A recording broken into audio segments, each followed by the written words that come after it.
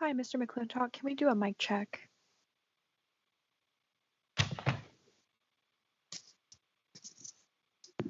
You'll have to unmute yourself. Hello. Okay, how about this? Score and 7 years ago, our fathers brought forth on this continent a new nation, conceived in liberty and dedicated to the proposition that all men are created equal. Great, thank you. And Ms. Lofgren, we do you as well. Hi, Tom. How are you? Just fine, Zoe. How are you doing? I'm okay, all things considered.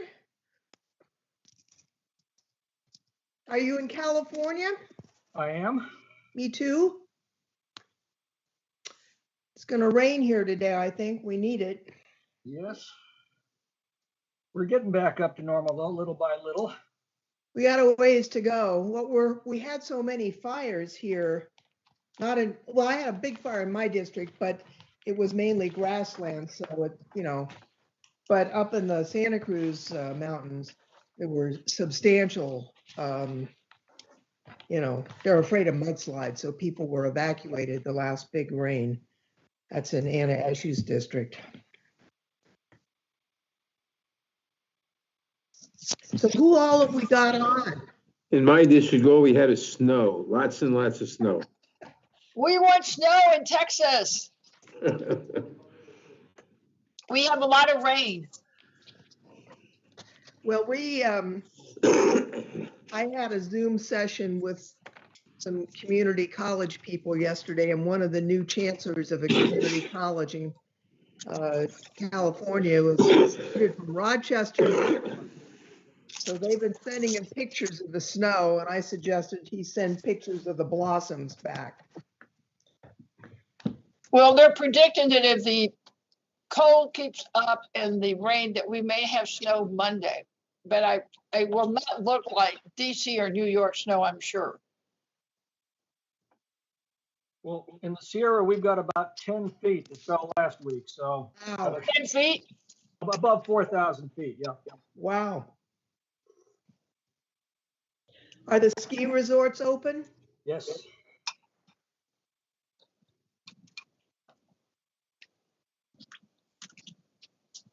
Well, I'm not much of a skier, I must confess. I've never been skiing. I have no desire to. Well, I've done it, but it's embarrassing. Well, I really wouldn't do it because I would be embarrassed. It's all good, Sylvia. I'll take you. You will? Mary Gay. Well, Mary Gay, if you really think so, my niece has a ski condo or whatever they're called in Salt Lake City at some ski resort. So we can always borrow. That would be great. Used to do an annual trip out to Salt Lake. It's pretty amazing. Do you? Mm-hmm. Well, you and her family ski a lot. Mm-hmm. Well, we had a long time ago when our kids were very little, part of a timeshare near Lake Tahoe, and we would go up at North Star. Mm-hmm. And we would go and try and go skiing, and the kids were great, but their parents were not. When you're 5, anything's possible. So right. I got to ski at Tahoe a few years back on July 4th weekend. It was fabulous. Yeah. Are you on mine yet?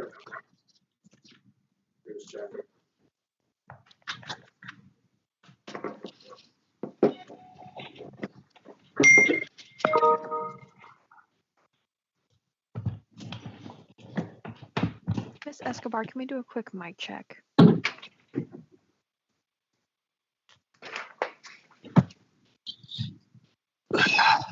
Can you hear me? Perfect, thank you. Okay, excellent, thank you. Can you hear me as well? This is Lou. Yes, Lou. Good morning, Madam Chair.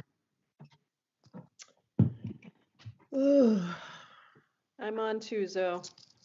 Hello, Pramila.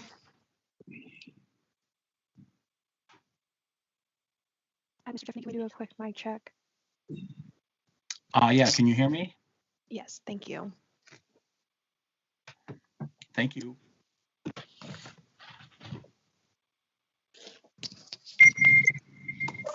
Hi, Pramila, how are you feeling?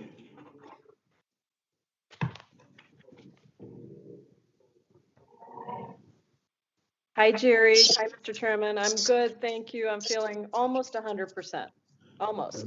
Glad to hear it. Very good.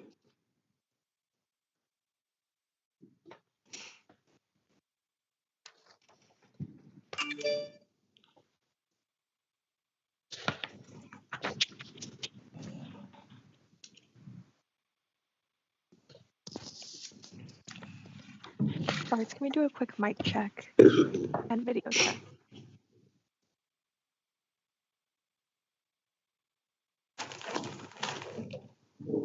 Yeah, now I'm to the chair of the Republican. Thank you. You're welcome. I appreciate your help. Yeah, no problem. Okay, bye. Bye.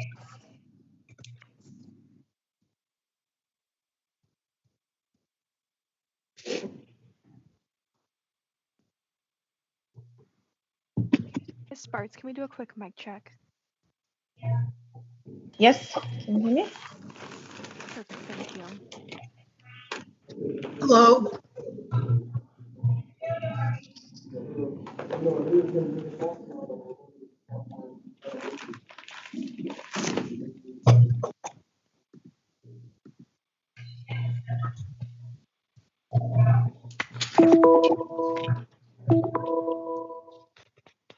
So, although we haven't started yet, here's the plan.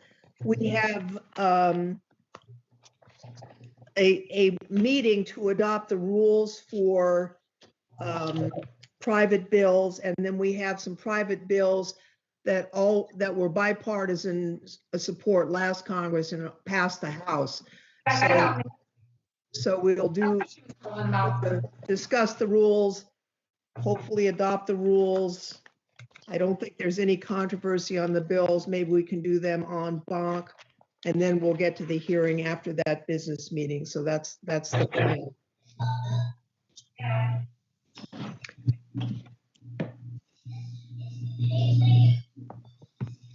Let's wait a couple more minutes. I think people are still dialing in. Chair Lofgren, I just want to know, am I required to keep the video on the whole time? Or just when I'm speaking or voting?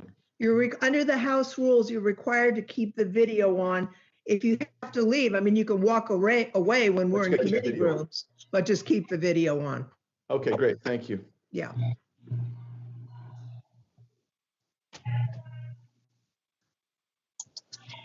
So I have a question related to that. Is there a rule about not being at two hearings?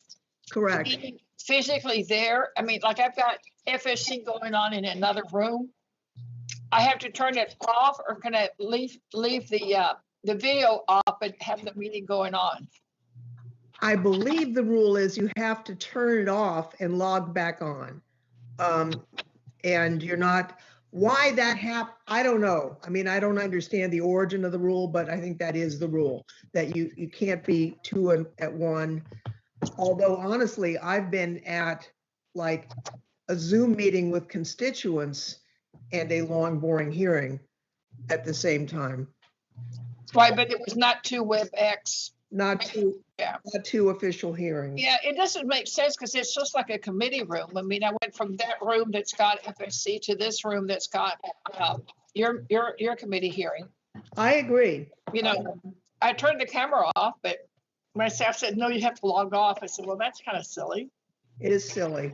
But well, and when we get to the hearing, maybe you can just turn off the video, because a hearing doesn't have any votes or anything like that. It's just listening. And well, we're doing a markup at FSC, but Maxine always holds votes until the end. But she hasn't announced when, so I've told them I'm going to come back. well, that's why, I like that. The Science Committee does that too, and it helps people organize their day a lot better. So are we able to go?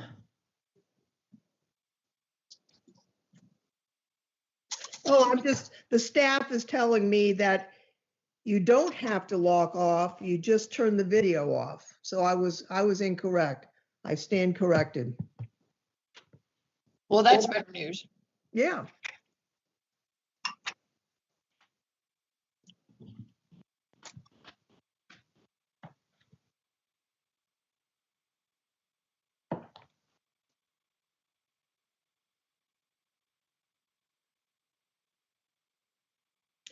We're still waiting for Sheila. Computer starts it.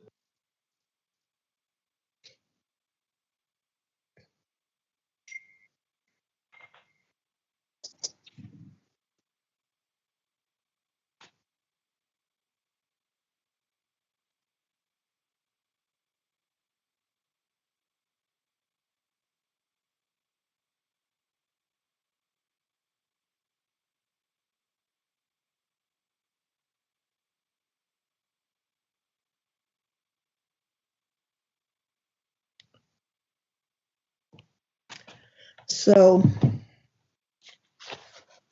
hopefully Sheila is on her way. Let's check with her staff and see so we can get rolling.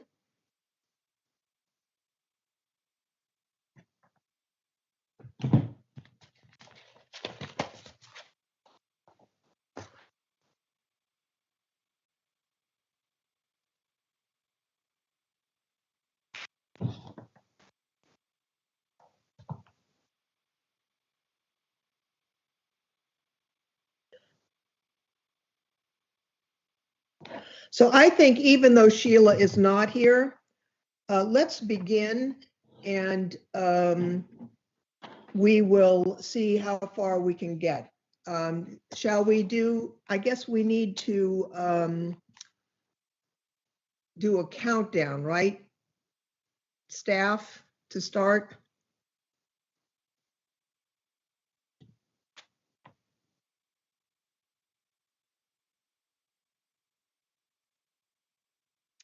Yes, 60 seconds starting now. Okay, so we start 10, 9, 8, 7, 6, 5, 4, 3, 2, 1. And are we, have we begun now? No, not yet. Sorry, 60 seconds.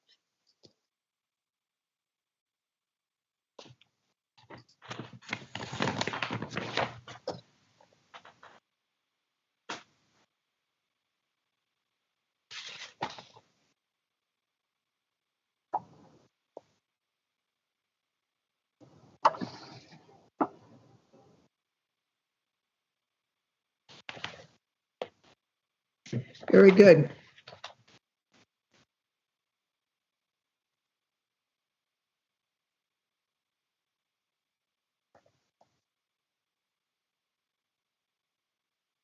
Hello, Ken. Okay. I wanted to give you a really quick. So may we begin now? Sorry, not now. Sorry. Just a second.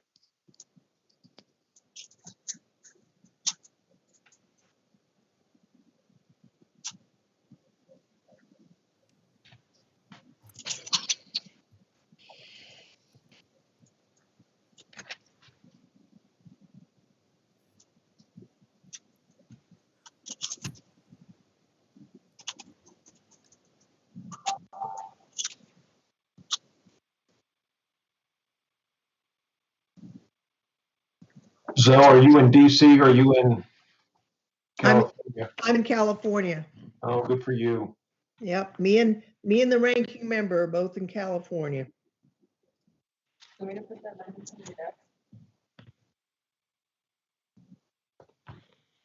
Would the staff please let us know the status of getting this streamed?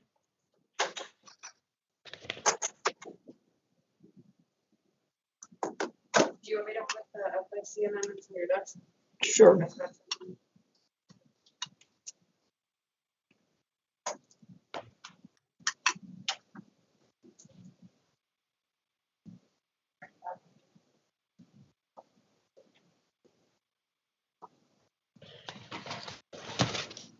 So we need to start the stream.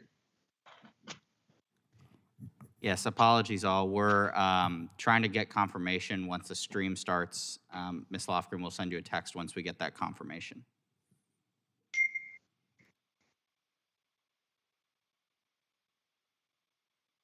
Apparently there is a minor glitch, so we will have to be patient.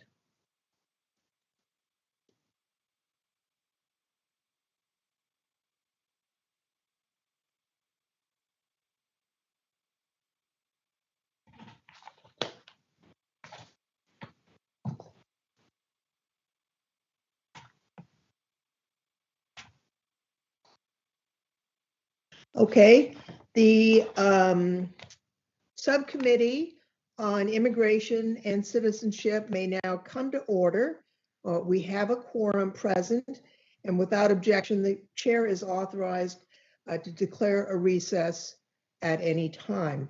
I'd like to remind members that we have established an email address and distribution list dedicated to circulating amendments, exhibits, motions, or any other written material that members might want to offer as part of our meeting today.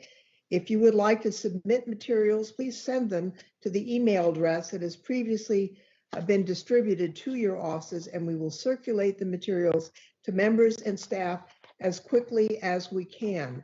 I'm going to skip the mask guidance because I believe every member today is participating virtually, but any staff that's in the committee room, please do recall that anyone in the committee room is required to wear a mask at all times. Finally, I would ask all members to mute their microphone when you're not speaking. That's going to help a lot to diminish background noise, and it will allow us all to hear each other better.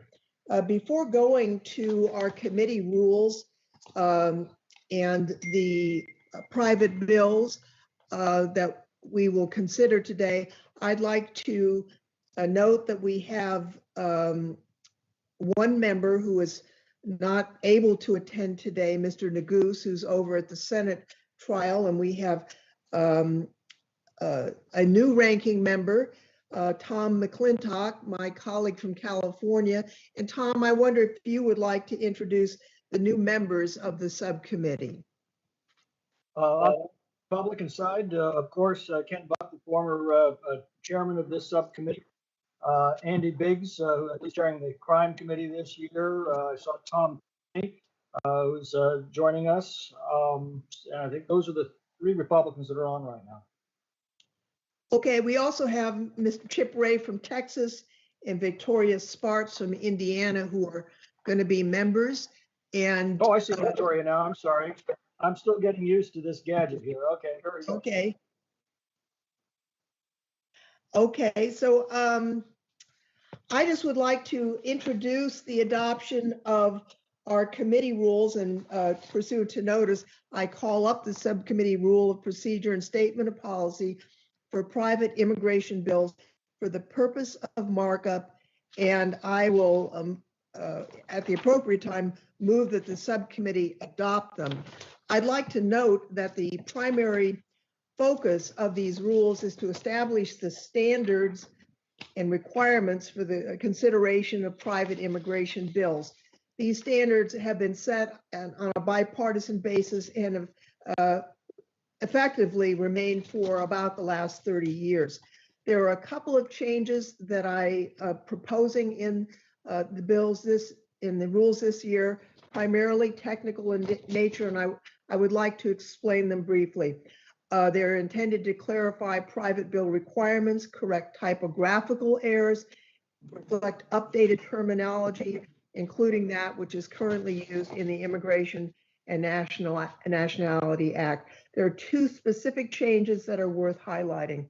The first is a change to Rule 4, which describes when the subcommittee will request a stay of removal on behalf of the beneficiary of a private bill. Typically, a stay of removal will only be requested if, at a formal meeting, the subcommittee agrees to request an investigative report on the beneficiary from the Department of Homeland Security.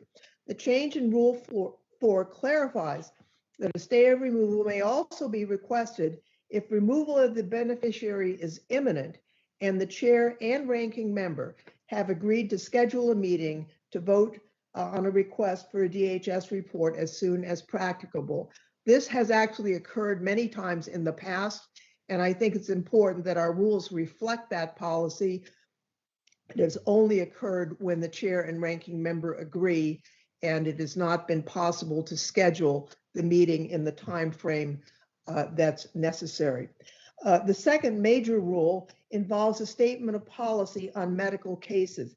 This came up in the last Congress when we had an issue of whether a person, a beneficiary, would be able to receive medical care that was very specialized in her country of birth. The rules require a report from the World Health Organization, and they had not responded. And it occurred to me that it is really inappropriate for the Congress of the United States to essentially delegate a legislative decision to an international body. And so this rule adds a provision that the evidence on medical care may come from any source that the committee finds credible. In that case, it would have been, I think it was Stanford Medical Center, but there are certainly medical centers in the United States that the committee might find credible, and that would be added to the bill. We were going to try and do this last year, but we never had the time to do it, but the ranking member and Mr. Jordan both agreed when I talked to him about that. The other issue, and there may be an amendment or further discussion on this, has to do with changing the word legal and illegal to authorized and unauthorized. And I'd like to explain why that proposal has been made. Many of us, I'll include myself, object to the idea of people being called illegals. There's a divergence of opinion. This proposal has nothing to do with that dispute. There is a distinction in terms of illegal entry and unauthorized entry. Right now, it is a misdemeanor to enter the United States without authorization. However, if you enter with a visa and you're inspected, but you have entered without a proper intent, or you have overstayed that visa, it would be unauthorized, but our rules would not actually implicate that. And so I'll confess to doing something that is quite nerdy.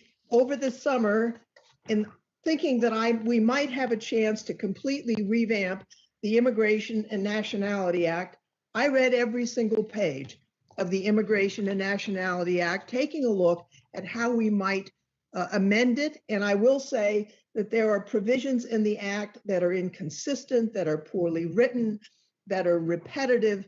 And one of the goals I have as we proceed in this Congress is to clean up the language and to make it clear.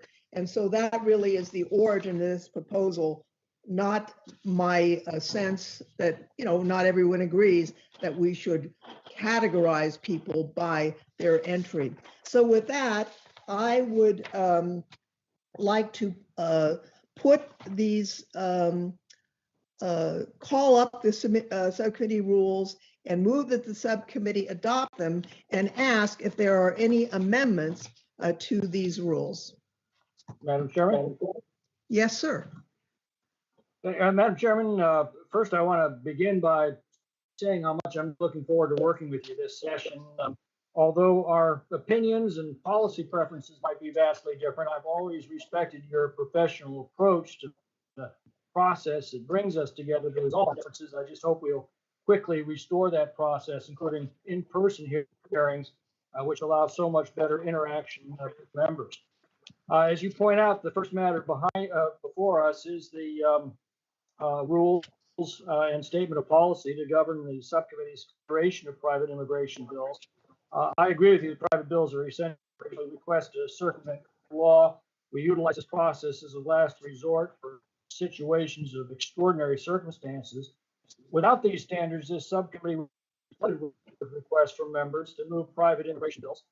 The rules and statement of policy not only set out what the bill's sponsor must provide to the subcommittee as evidence, but also provide notice to members and potential beneficiaries as to the likelihood of whether or not their bill could be considered by Congress.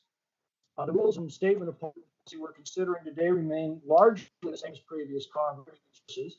However, you pointed out, the majority has made some changes. Most of them are necessary and reasonable given the changing circumstances over the years. You mentioned one of them, the statement of policy seeking to provide flexibility regarding the documentation required to show whether there's adequate medical care in the country of origin of the individual affected, making an advisory opinion of the World Health Organization or the Pan American Health Organization optional rather than required.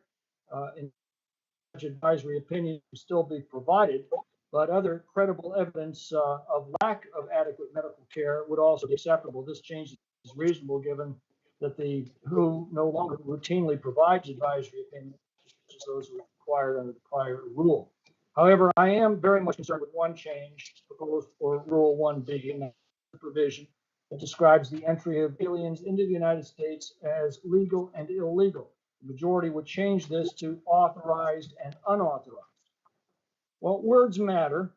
The terms legal and illegal have been used historically to describe the entry of aliens to the United States because it is a crime to enter the United States without going through the proper process and receiving the U.S. government's permission to enter. If it's not illegal to enter the United States without complying with the law, well, then the law becomes meaningless. An act either complies with the law or it does not. So at the appropriate time, I will offer an amendment to restore the traditional wording to this provision. As I noted, the other changes proffered by the majority are sensible, and I appreciate the chair's willingness to accept our feedback and make two edits that we requested, namely the retention of the word exclusion, Rule 1A, and some additional wording in Rule 4. I want to thank the chairman for her commitment to the long-standing policy regarding the agreement to only move bills that fall under the private bill precedent. This policy was put in place in the wake of the abscam scandal of the 1980s, in which members of Congress were accepting money in return for moving private bills. The agreement is reasonable. It served this subcommittee well, and I hope to be able to urge my colleagues to adopt this rules package, but that recommendation should be based on whether or not the amendment I plan to offer is adopted. Now I yield back the balance of my time. Now would be the time to offer an amendment, Mr. McClintock. Okay, well, if that's the case, then I have an amendment at the desk. The clerk will please read the amendment. An amendment offered by Mr. McClintock of California. In Rule 1, Clause B, after entries, strike authorized and Would the clerk unauthorized. please read the amendment? In Rule 1, Clause B, after entries, strike authorized and unauthorized and insert legal and illegal.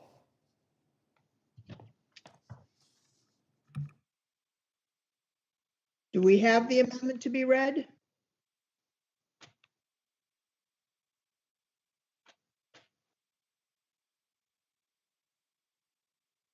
Apparently, we're distributing it now. An amendment offered by Mr. McClintock of California. In Rule 1, Clause B, after entries, strike authorized and unauthorized and insert legal and illegal. So the gentleman is recognized for 5 minutes in support of his amendment. Great. Again, I want to thank you, Madam Chairman. As I indicated a moment ago, all but one of the changes the majority wants to make to the rules and the statement of policy are necessary and fair and reasonable. But the proposed change to Rule 1B, the majority is fundamentally altering the nature of our immigration law by suggesting that violating it is not an illegal act. I think this is important for two reasons. As I explained earlier, if violating a law is not illegal, the law becomes meaningless. And second, in recent years, the debate over legal and illegal immigration has blurred the distinction between these two very different concepts. Our nation is founded on legal immigration, the process by which immigrants from around the world come here in order to become Americans. Our immigration laws are specifically written to assure that the process of assimilation, which is indispensable to a nation of immigrants, is fulfilled. illegal immigration undermines the entire process of legal immigration upon which our nation is founded. And I think it's vital to keep that distinction clear. So let's be specific. Title 8, Section 1325A of the U.S. Code reads, any alien who, one, enters or attempts to enter the United States or place other than designated by immigration officers, or two, eludes examination or inspection by immigration officers, or three, attempts to enter or obtain entry to the United States by willfully false or misleading representation, or the willful concealment of a material effect, shall, for the first commission of any such offense, be fined under Title 18 or imprisoned not more than 6 months or both, and for a subsequent commission of any such offense, be fined under Title 18 or imprisoned not more than 2 years or both, end quote. So any alien who enters the U.S. without permission to do so has committed an illegal act and can be charged with a crime. I realize that today many are not. That underscores the importance of these laws. Simply because an individual is not charged with a crime doesn't mean the action they took was any less illegal. Over the last several years, open border advocates have pushed a narrative aimed at removing the stigma associated with illegal immigration.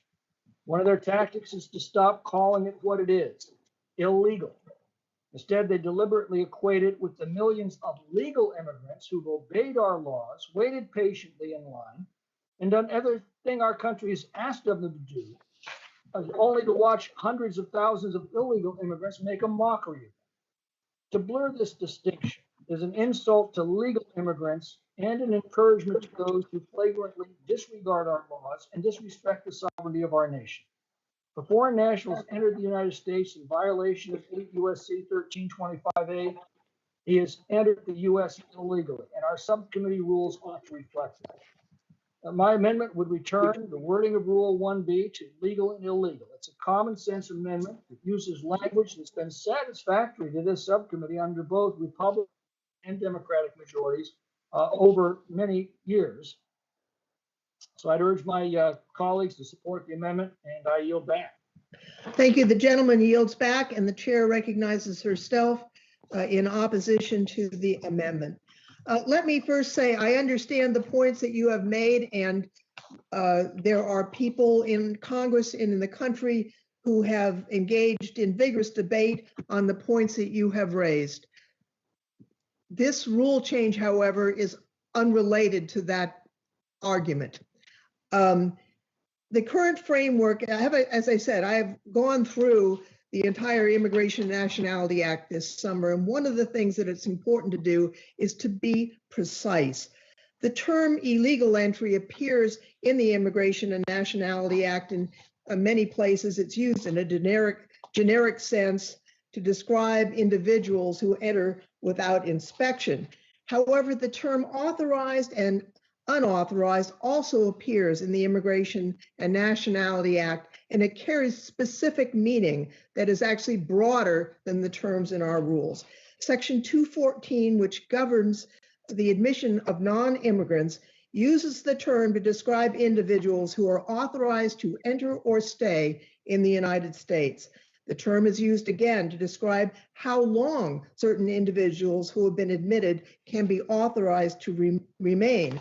As such, the term authorized is used to describe not only individuals who've entered with permission, but also those who are maintaining their status in the United States.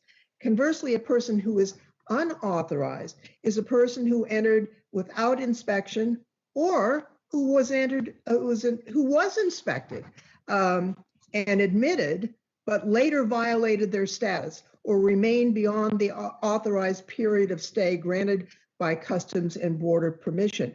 And so the use of authorized or unauthorized actually broadens the provisions beyond the use of the word illegal that was currently in the rules. Now, I understand that we may later have this discussion in our committee and in the subcommittee on the issues you've raised in Title 18. But it is important, I think, that our rules reflect that someone can be inspected enter on a visa and yet be unauthorized. And the committee rules ask that every entry, both authorized and unauthorized, inspected, and not all entries and departures be listed by the author of the bill. And I think this rule change better reflects our obligation here. Respectfully, is not really related to the issue that you have raised, which I may or may not agree with you on, but it's off the point on what I'm trying to do with this proposed rule change. Would others like to be heard on this matter? Please indicate by raising your virtual hand or letting the staff know. Madam Chair, Yes, sir. This is Ken. Mr. Buck. I move to strike the last word. You recognize for 5 minutes. Thank you. And I'd like to just engage in a dialogue on this in good faith. I'm really trying to understand this a little bit better, but I understand Mr. McClintock's point, and I'm wondering whether the language should be illegal or unauthorized as opposed to just unauthorized, because it seems to me that someone who enters the country without permission, enters without proper documentation, enters illegally. If they enter legally and stay beyond the terms of the visa, they are then unauthorized. And in order to cover both categories, would it make sense to say illegal and unauthorized? And I don't know whether the gentleman would accept a friendly amendment or not, but if the chair would be interested in entertaining that, that is what I'm curious about. I would, Mr. Buck, absolutely. Let me just, if I may, if the gentleman would yield. Yes. The word unauthorized covers everything. We made a distinction. The gentleman was not in the Congress in 1996 when we did the last more thorough change in immigration law, but we made irrational distinctions for people who were unauthorized or not in compliance with the law, between those who were inspected and those who were uninspected. And I have wanted throughout to make sure that we equalize the authorization and unauthorization in ways that are very clear. Mr. McClintock and Mr. Beck, I'm sure we're going to get into the issue that you're raising, which is a substantive one having to do with Title 18.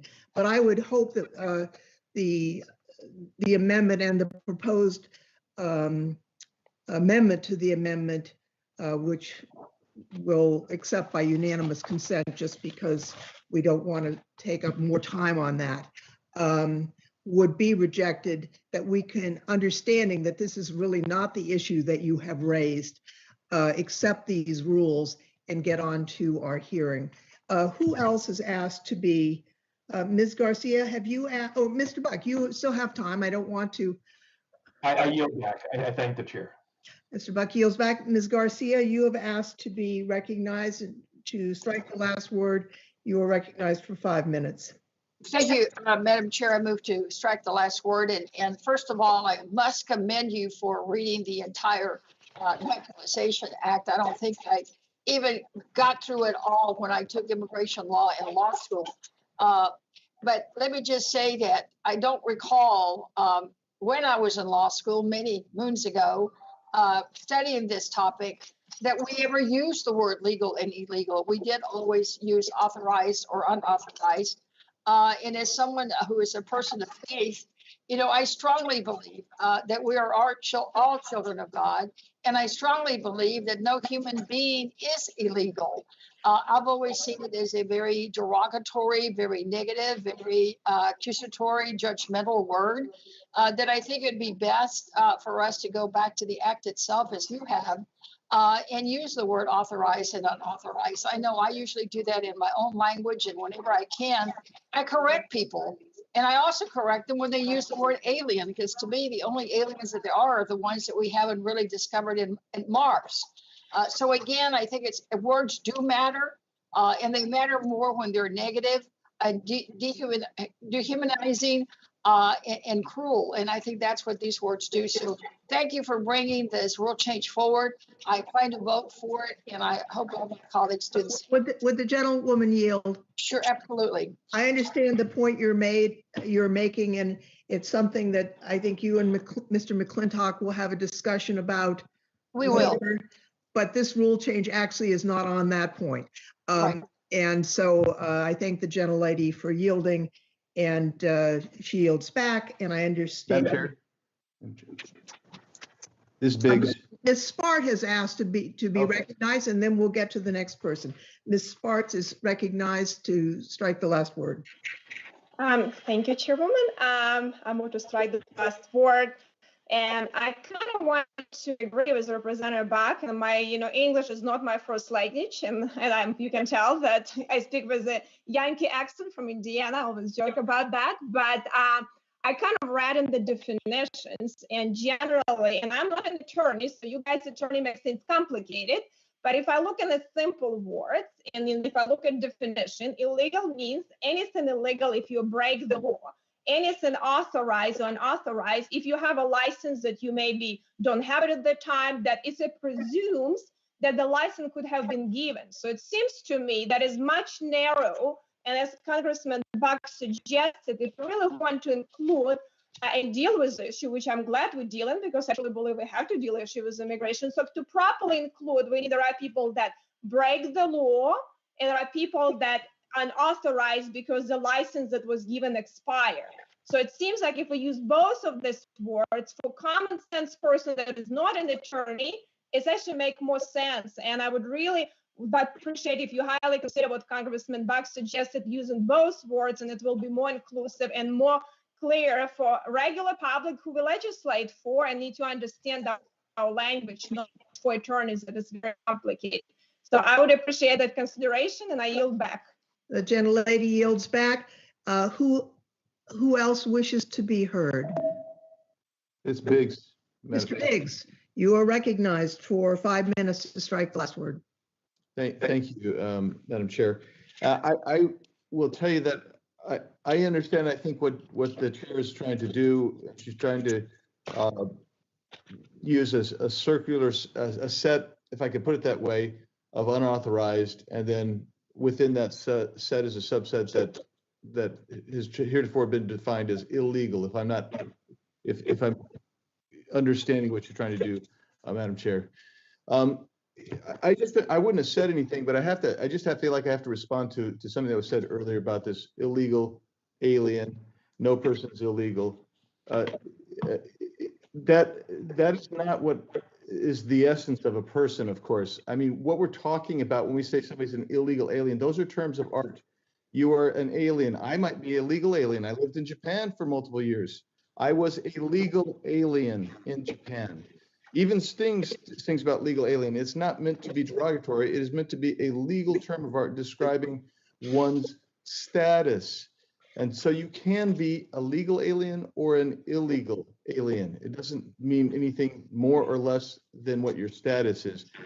I've, as a guy who's practiced law for a long time, I can tell you, I'm always baffled by people who inure certain terms of art as if that is the essence of what somebody is. And in this instance, I don't think that's not what we're even discussing. And so I was kind of surprised it was brought up. And I just would say that I attach myself to the comments of the ranking member McClintock, but I just felt compelled to just mention, we're not talking about an individual's personality or their essence. We're talking about a legal status, which is what we get paid to do as Congress, and is what lawyers get paid to do, to understand those terms of art. And with that, I yield back. Thank you. Gentleman yields back. Does any other person wish to be heard before we vote on the proposed amendment? Madam Chairwoman. Congressman Correa, move to strike the last word. Mr. Correa, you are recognized for 5 minutes. Thank you, Madam Chair. And I also want to echo the comments of my colleagues that I want to thank you for taking your time to read the whole code and figure out this whole mess, because we have an immigration code that's contradictory and many times doesn't make a lot of sense. And more importantly, it's a code that hasn't been updated in a very long time to really reflect who the United States is. And you're absolutely right on when you talk about the fact that you have unauthorized visa overstays that now make up 50% of the undocumented in this country are now overstays of authorized visas. So I'm glad you're going into this direction and changing the words as well as hopefully the laws to reflect who America truly is today. We're not Japan, because as we know, Japan is a different country, the United States. We're a country made of immigrants. We share 2 borders with Canada and Mexico, and that's part of our culture and our history. And the unauthorized, I think, is reflective of who we are and what the evolution is of our immigrants in this country. So thank you very much, and I am fully supportive, Madam Chair, of your changes. Thank you very much. Who else seeks recognition? Madam Chairwoman, Who is that? Chip Roy. Mr. Roy, you are recognized to strike the last word for 5 minutes. Move to strike the last word. I wasn't going to comment, but like my colleague from Arizona, Mr. Biggs, I do feel compelled, based on some of the words that I've heard from some of my colleagues, to acknowledge the fact that, particularly, someone who represents a district in Texas, my southwest part of my district is about 100 miles from the border. I can assure you that the people of Texas who have ranches, who have homes, that are dealing on a daily basis with the scourge of cartel-driven illegal traffic, that they would tell you that it is in fact illegal. And that, as Mr. Biggs said, this is not going to the essence of who anyone is. Texas has a proud history in our relationship with Mexico, but these are words, and at the end of the day, people back home wonder why we spend hours debating things like this. And we, rename the subcommittee, instead of pull out border security and call it immigration and citizenship, because, well, I mean, heaven forbid we talk about border security in the title of the subcommittee. So we can't have border security, because border security would mean that cartels aren't actually running our border. Border security would mean that immigrants aren't in stash houses right now in Laredo, Texas. Border security would mean that immigrants aren't being used for profit centers for cartels while we pretend in the false name of compassion that open borders is good for immigrants. It's not. This is all semantic BS and nonsense. We have real human beings, yes. Human beings used as profit centers for cartels while we play footsie with open borders like it's some sort of grand thing for compassion. And it's horrible. We have 100,000 people pouring across our border a month right now because this administration refuses to actually do its job to secure the border. And we're sitting around playing semantics about unauthorized and illegal. When people are in this country illegally, they're the product of illegal organizations moving fentanyl into our country, where we had almost 100,000 people die of overdoses between May of 19 and May of 20. And we're sitting here in a semantic infinite do loop. I don't know. The American people just wonder what we're doing up here. And I have to say, I agree. It is perfectly appropriate for members of Congress and people in law enforcement, as I was in the United States Attorney's Office, to recognize when someone is violating our laws and is present illegally in the United States of America, and what that means for Americans and for organizations that are profiting on moving them here illegally. I yield back. Gentleman yields back. If I may just clarify on the title of the subcommittee, it is the Committee on Homeland Security that actually has jurisdiction over the border itself, not the Judiciary Committee. The Judiciary Committee has jurisdiction over immigration law and policy. That is the origin of the title that is reflected. Are there other members that wish to be recognized, or may we vote on the proposed amendment? Madam Speaker, I'd like to be recognized, please. The gentlelady is recognized to strike the last word and be heard for 5 minutes.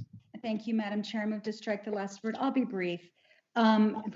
Just to ensure that my colleague, all my colleagues understand, there's only one person on the subcommittee that actually lives, works, and represents the southern border and a district on the southern border, not 100 miles from the southern border, not in the same state where there's a border. And that's me, Texas 16, El Paso. And thank you for clarifying that Homeland Security deals with those issues. We are here, and what began as I think a very reasonable request has somehow devolved into a campaign commercial or ad. I'd like to reiterate my support or state my support for the change, and we'll be voting in favor of it. You know, when you think of nomenclature, yes, words absolutely matter. We don't have to put the word illegal, for example, before jaywalking. And so I think this is a perfectly reasonable change. Support it, and I yield back. Other members wishing to be heard on the amendment? Seeing none, I will just note that this discussion is obviously an indication that we will have spirited debate on substantive issues later in the Congress, but this is actually not that. And so I would ask for those who are in favor of the amendment to please unmute and indicate by saying aye. Aye. Aye. Aye. And those who are opposed to the amendment, please unmute and say no. No. No. No. In the opinion, well, since it's very difficult to discern who has prevailed on a WebEx, I'm going to ask the clerk to call the roll, please. Madam Chair, is this, I have a procedural question. Is on the amendment? Yes. It's on isn't it on the Republican amendment? I was trying to say no because I believe. Yes, it's on the amendment, and I think that was confusing. So let's have the clerk call the roll. The vote is on Mr. McClintock's amendment to place as amended by Mr. Buck that would be unauthorized and illegal. Thank you for the clarification. I was confused. Thank you for asking. Ms. Lofgren. No. Ms. Lofgren votes no. Ms. Jayapal. No. Ms. Jayapal votes no. Mr. Correa. No. Mr. Correa votes no. Ms. Garcia. No. Ms. Garcia votes no. Ms. Escobar. Thank you all for the clarification. I vote no. Ms. Escobar votes no. Ms. Jackson Lee. Ms. Jackson Lee.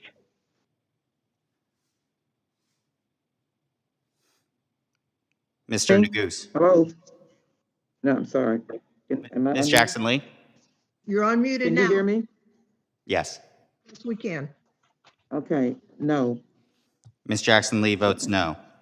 Mr. Neguse. Ms. Scanlon. Just a minute. No.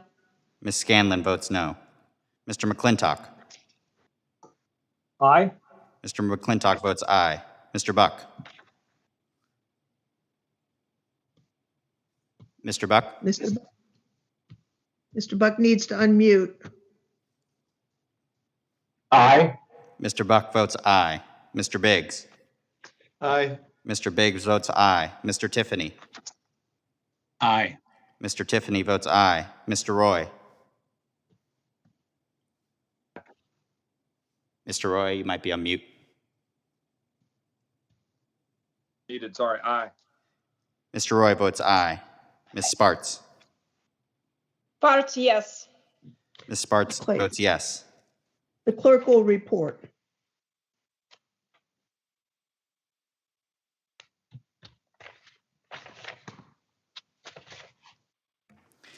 Madam Chair, there are 6 ayes and 7 noes. And the amendment is not agreed to. Are there additional amendments? Hearing none, the question is on approving the rules. All those in favor will say aye. Aye. Opposed will say no. Hearing no noes, unless there is a request for a recorded vote, Mr. Chip, Mr. Roy, you're unmuted. Did you want a recorded vote? I was still on mute. I'm sorry. I'm not sure why it's doing that. Okay. So unless there is a request for recorded vote, the rules of the committee are adopted by voice vote. And without objection, so ordered. The chair will now entertain a motion to request that DHS provide the subcommittee with reports on the beneficiaries of HR 187, HR 680, HR 739, and HR 785. I'd ask unanimous consent that my statement in favor of this report be added to the record. Each one of these bills was adopted by the committee unanimously in the last Congress and passed by the Congress, by the House of Representatives. Mr. McClintock, do you wish to be recognized for a statement or to put your statement in the record? Yeah, Madam Chairman, I'm in agreement with you on these matters and just ask unanimous consent to place my statement of support in the record as well. Are there any other members wishing to be heard on these en banc, this en banc motion? If not, then all in favor will say aye. Aye. Aye. Opposed will say no. In the opinion of the chair, the ayes have it. And we have now concluded the business section of this meeting, and we are ready to go into our hearing, which is titled The U.S. Immigration System, the Need for Bold Reforms, shortly. So there's no further business before the subcommittee meeting, and we will adjourn and reconvene for the purpose of this hearing. So the Subcommittee on Immigration and Citizenship will come to order, a quorum being present, and without objection, the chair is authorized to declare a recess of the subcommittee at any time. We welcome everyone to this hearing, the U.S. Immigration System, the Need for Bold Reforms. As with our prior actual meeting, I'd like to remind members that we've established an email address and distribution list dedicated to circulating exhibits, motions, or other written material that members may want to offer as part of our hearing today. And if members would like to submit materials, please send them to the email address that has previously been distributed to your offices, and we will circulate the materials to members and staff as quickly as we can. As mentioned earlier, we have mask guidance, but since every member is participating in this hearing virtually, I will not read the mask guidance. Finally, I'd ask all members, both those to mute their microphones when they're not speaking. That will help us avoid unfortunate feedback. And I will now recognize myself for an opening statement. I'd like to welcome our witnesses and members of the Immigration and Citizenship Subcommittee to today's hearing on the need for bold reforms to the U.S. immigration system. I'd like to start today's hearing by looking back. One of the first hearings I chaired on behalf of the Immigration Subcommittee took place in March of 2007. The topic was the role of immigration in American society, and we convened that hearing on Ellis Island, a location that could not be more fitting or poignant.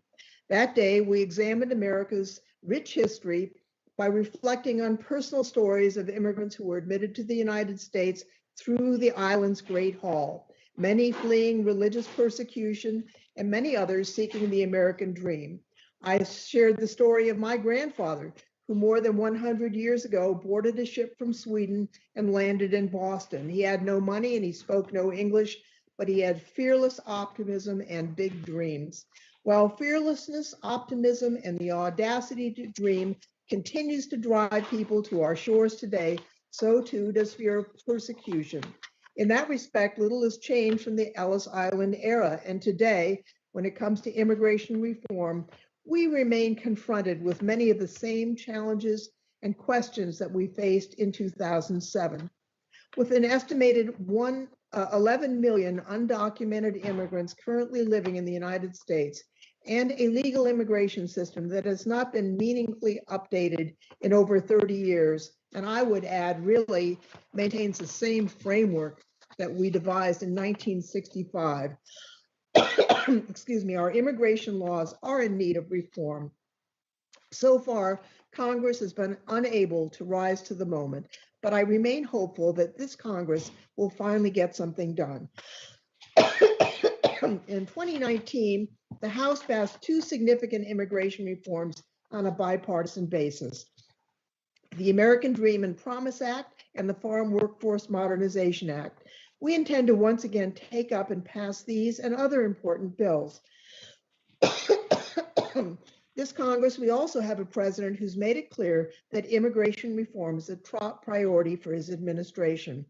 On his first day, President Biden announced an overview of his bold vision for immigration reform, the U.S. Citizenship Act. Although actual text has not yet been unveiled, the U.S. Citizenship Act would, among other things, provide an opportunity for undocumented individuals to apply for lawful status, modernize the immigration system by prioritizing family unity and economic growth, manage the border with smart investments, and borrowing heavily from legislation I authored last Congress to address the root causes of migration in our hemisphere and ensure that the United States remains a refuge for those fleeing persecution. Our immigration laws are complex and far-reaching, and with that in mind, there will certainly be issues that are not covered in the bill, but the framework alone serves as an important starting point for today's discussion. It is my hope that this hearing will create momentum for building a rational, reasonable, and workable 21st century immigration system that meets our nation's needs and prepares us for the future. And I look forward to our discussion today and to hearing from all our witnesses. It's now my pleasure to recognize the ranking member of the subcommittee, the gentleman from California, Mr. McClintock, for any opening statement that he may wish to provide. Mr. McClintock. Thank you, Madam Chairman. Before we took a wrecking ball to our economy last year, we were enjoying one of the greatest expansions of economic opportunity in our lifetimes. Unemployment was at its lowest level in 50 years. The poverty rate was at its lowest rate in 60 years. Wage growth was the strongest in 40 years. The wage gap was narrowing for the first time in many decades as blue-collar wages began to increase dramatically. The unemployment rate for women was the lowest in 70 years. For African Americans, Hispanic Americans, Asian Americans, veterans, disabled Americans, and those without a high school diploma, unemployment was the lowest ever recorded. The labor participation rate began to increase after years of decline as workers who'd given up hope of finding work began seizing opportunities. The participation rate for men between the ages of 25 and 34 grew for the first time since 1962. Now, big business and big agriculture hated this because it required them to pay higher wages. But in the growing economy that it produced, many more people were prospering than in many decades. Tax and regulatory relief obviously explain much of this success, but the extraordinary improvement of wages for unskilled and low-skilled workers begs for greater insight. Could it be that the Trump administration's success in restoring control of our borders stemmed the flood of low-wage labor into the job market that had been suppressing wages for American workers for decades? We'll soon find out the answer to that question. President Biden has signed several executive orders in the last few weeks that together are already producing a new migrant crisis on the southern border. Customs and Border Protection agents report that the daily flow on the southern border has nearly doubled from 2,000 last month to 3,500 this month. The number of illegal immigrants encountered on the southern border during the first 4 months of fiscal year 2020 was roughly 165,000. That number is nearly doubled for the first 4 months of fiscal 21 to 297,000. The effect of these executive orders includes abandoning the border wall, questioning the long-standing promise that immigrants should be able to support themselves, releasing illegal immigrants with minors into the interior, ending the Remain in Mexico policy for those claiming asylum in the United States after they've traveled through other countries where they could have sought it, granting what amounts to sanctuary status for a wide variety of criminal offenses, including drunk driving and sex offenses, and ordering ICE not to enforce immigration laws for 100 days in order that have been stayed by the federal courts. Now, apparently this isn't bold enough for the open borders left, and it's seeking even bolder actions, and I'm sure we'll get a glimpse of that today. But every American needs to fully understand the implications of these policies to their own futures. We're not going to enforce our immigration laws, and our borders mean nothing. And if our borders mean nothing, we're no longer a country. We're just a vast international territory between Canada and Mexico, both of which, by the way, have immigration laws that they actually enforce. But I hope my Democratic colleagues will take the time to answer some basic questions that the American people have a right to know. How are American workers helped by flooding the labor market with another wave of illegal immigration? How are our children who've been robbed of an entire year of educations helped by filling their classrooms with non-English speaking classmates? How are our streets made safer by allowing aliens who drive drunk to remain on our roads rather than be arrested and placed in removal proceedings? How is our nation made safer by reopening virtually unrestricted travel with hotbeds of international terrorism? How are our communities made safer by making it harder to deport criminal illegal aliens and gang members? How are our hospitals made more accessible by overwhelming emergency rooms with illegal immigrants demanding care? If you're going to advocate for these policies, you have an obligation to answer these questions. But I want to conclude on a hopeful note. If the majority wants to make progress this session, there's not only room for compromise, there's a necessity for it. We do need to provide legal status to children brought here illegally who've grown up here and have no memory of their home country. And we need to reform our temporary agricultural worker program. But we cannot address these issues until we secure our borders and enforce our immigration laws. Otherwise, we just invite a new wave of illegal immigration, just like we're seeing right now. So if you want to make progress, the minority is anxious to start down this road. I thank you very much, and I yield back. Gentleman yields back. The chairman of the full committee, Mr. Nadler, is recognized if he would like to offer an opening statement. Well, thank you, Madam Chair. Although we have many legislative priorities as Congress, immigration reform is one of the most pressing and complex. The damage inflicted on our immigration system over the last 4 years has generated a renewed sense of urgency around the need to enact protections for the undocumented and other critical measures. Not only must we get immigration reform done soon, we must get it right. Our approach to immigration will shape our future and define who we are as a society. Will we thank the honest, hardworking people who have served our nation as essential workers during the COVID pandemic by providing them with the opportunity to obtain lawful status? Will we ease restrictions from the 1996 laws and allow families to be reunited and remain together lawfully? Will we choose an approach that welcomes talented STEM professionals, academics, and others from around the world to strengthen our economy and increase our global competitiveness? And will we finally allow young people who have grown up in this country without lawful status a full opportunity to pursue the American dream? Fortunately, we now have a president who believes the answer to these questions should be yes. I applaud President Biden for his bold vision for immigration reform and for making it a top priority for his administration. The benefits of immigration are clear. Immigrants are our friends and neighbors. They enrich our society, our culture, and our economy. Just like U.S. citizens, they pay taxes, work, and support local businesses. It is estimated that the 11 million undocumented immigrants in the United States pay nearly $12 billion annually in state and local taxes. This number would only grow if they were provided with a chance to obtain legal status. The important role that immigrants play in keeping our country running has also been laid bare by the COVID-19 pandemic. It is estimated that 3 in 4 undocumented workers are engaged in work that is deemed essential by the Department of Homeland Security. Further, as more and more baby boomers leave the workforce, immigration will play a key role in sustaining our current workforce levels. To maintain and strengthen our position as a leader among developed countries, immigration reform must be part of our overall strategy for economic growth. Last Congress, the House passed several significant pieces of immigration reform legislation. These include the American Dream and Promise Act and the Farm Workforce Modernization Act, which collectively would provide legal status to an estimated 3.5 to 4 million undocumented immigrants.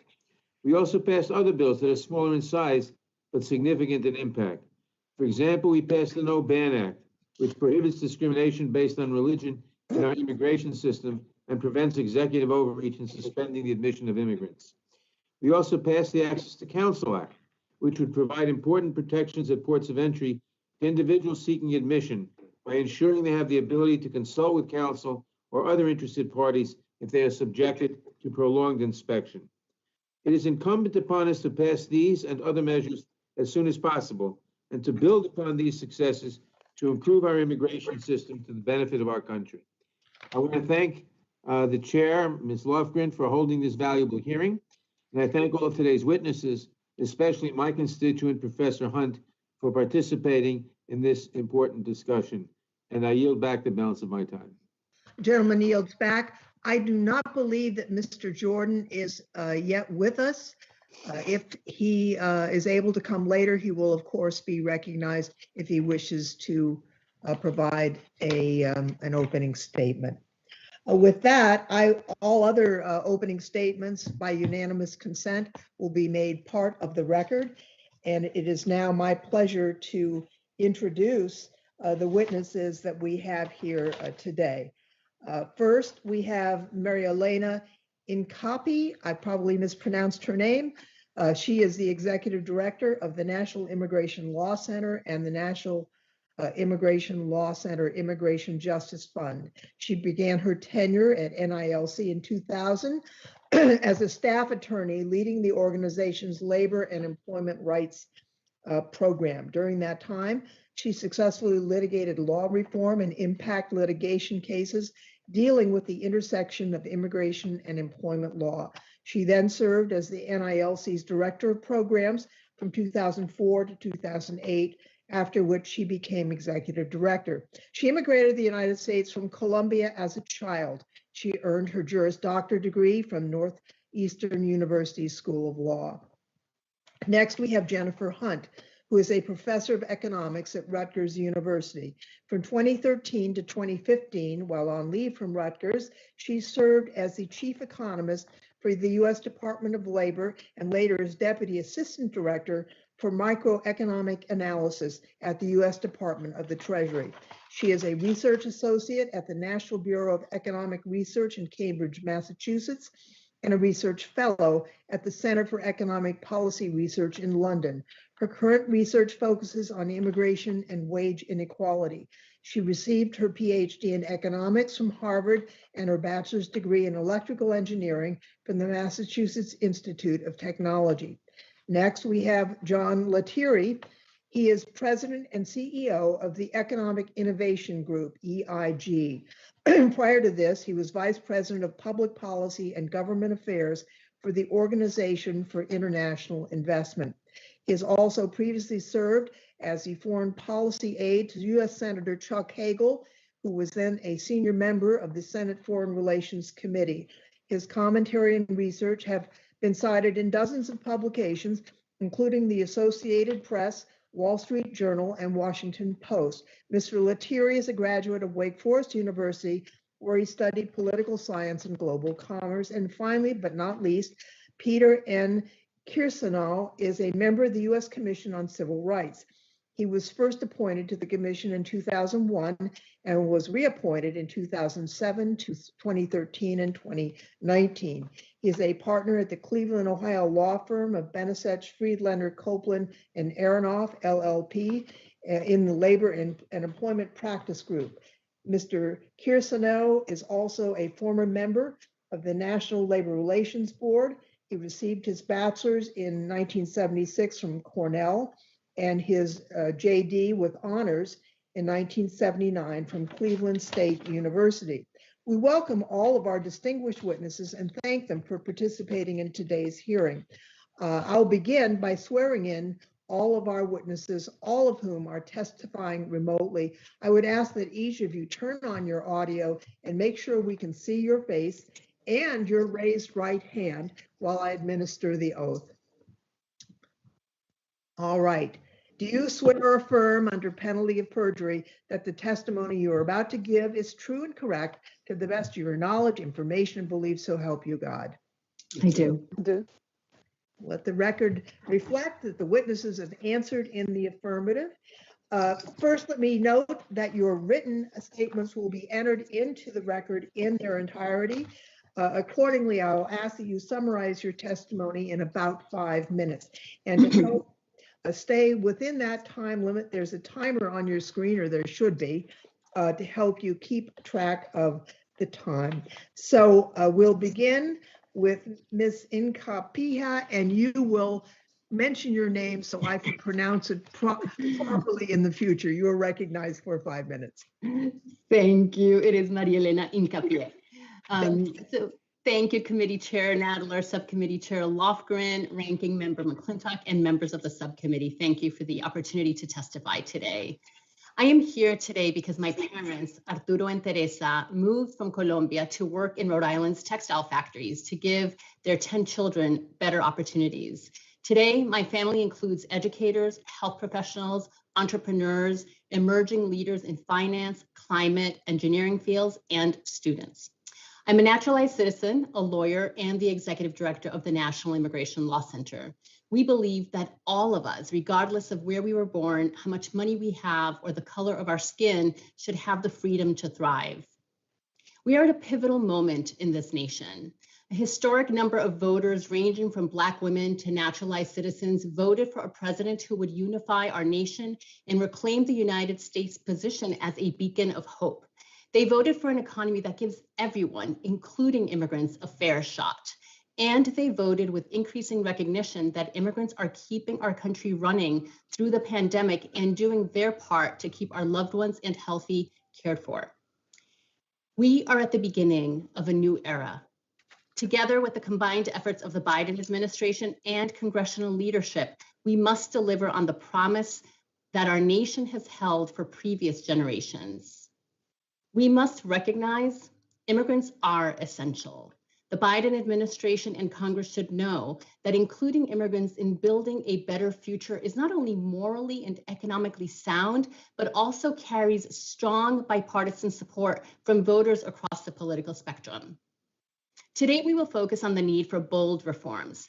But first, I'll share a few stories of the people whose lives and humanity make them essential to our country. Take Dr. Abudu from Ghana, who works as an emergency room physician in California. He came to the US as a teenager and is saving lives every day. He says that working in healthcare during the pandemic is hell, and it is heartbreaking. Last month, one of his coworkers, also a physician, died of COVID. Yet Dr. Abudu shows up for work, risking his own life to save others. Catherine Ofa-Man from Tonga is educating Pacific Islander communities about COVID and working to reduce transmission rates while encouraging those who need it to seek care despite their fear. In her words, they take care of their own because they heard that people go to the hospital and die. Saul Sanchez from Mexico lived in Colorado and proudly worked at a meat processing plant for years to provide for his family. Mr. Sanchez was hospitalized in the very hospital his daughter works as a nurse. He died from COVID. His family was unable to tell him that they loved him before he took his final breath. Like them, there are millions more who you will impact through your actions. The status quo is simply not acceptable. We are in the third decade of the 21st century, yet we're still stuck in a 1980s immigration system. We must find a new way forward. We need a 21st century immigration system and policies that begin to address the root causes so that people have the freedom to remain in their home country. And we must create legal channels for people to move to the US to be reunited with loved ones, pursue an education or employment opportunities. Our immigration system must advance racial, economic, and gender justice, equity, and inclusion. It's time to end the dynamic of having immigration status function as the gatekeeper to accessing basic necessities and rights for all. We applaud President Biden's vision set forth in the U.S. Citizenship Act. We call on congressional leadership and members of this subcommittee to support the swift passage of bold, inclusive bills that will provide a pathway to citizenship without punitive provisions. Congress must also recognize the essential workers who are critical to our recovery and place them on a fast track to citizenship. The urgency is clear. Each day without legislative solutions causes suffering, not only for immigrants, but also for their U.S. citizen loved ones, employers, schools, local communities, and to our country. Today's immigrants are simply seeking the same opportunities that generations of immigrants like my parents and many of your families and ancestors have had before them, the chance to build a better future. This is a time for moral imagination and leadership as we work to safeguard and strengthen our democracy, heal from racial inequalities and injustices, and recover from this global pandemic that has reminded us how interdependent we all are. The time is now. Immigrants are essential for the soul of America, and so we must act boldly together to make good on the promise of America. Thank you. Thank you so much. The gentlelady's time has expired, and now we'll hear from Professor Hunt for about 5 minutes. You're recognized. Thank you, Chairman Nadler. Thank you, Chair Lofgren and Ranking Member McClintock. My name is Jennifer Hunt. I'm a professor of economics at Rutgers University, where I study the economics of immigration. There's a remarkable amount of agreement among economists as to the impact of immigration on the economy. And this is reflected in a 2017 consensus report written by a panel convened by the National Academy of Sciences. I was a member of that committee, and in my testimony today, I'm mostly going to summarize the main results of that report, and while also pointing out an area which lacked consensus. So let me begin with the impact of immigration on the economy as a whole. When immigrants arrive in the United States, they increase the labor force, thus causing more goods and services to be produced, which is the same thing as saying that gross domestic product or GDP rises. But more subtly, immigration also increases GDP per capita and GDP per native-born American.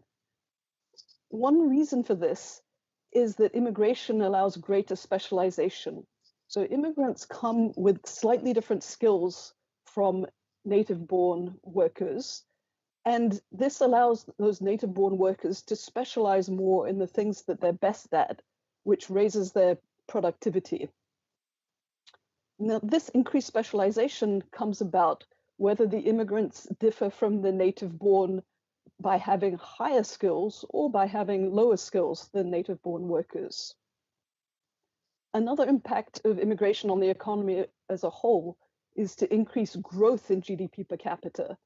And this comes about because immigrants innovate more than native-born Americans. Turning to the labor market, the report found that immigration has no effect on the employment rate of native-born Americans and no effect on average wages of native-born workers. However, immigration does have an effect on the distribution of wages. Immigration tends to increase the wages of native-born workers who collaborate with immigrants in tasks at work, and tends to reduce the wages of those native-born workers whose skills are very similar to those of immigrants, in particular native-born high school dropouts. Now let me consider the fiscal impact of immigration. The report found that both native-born Americans and immigrants are net beneficiaries of the government because the government runs a budget deficit. And by government here, I mean collectively state, local, and federal governments. It is the case that immigrants are greater net beneficiaries of the government than native-born Americans. the main reason for this is that immigrants have more children and therefore use more public schooling services.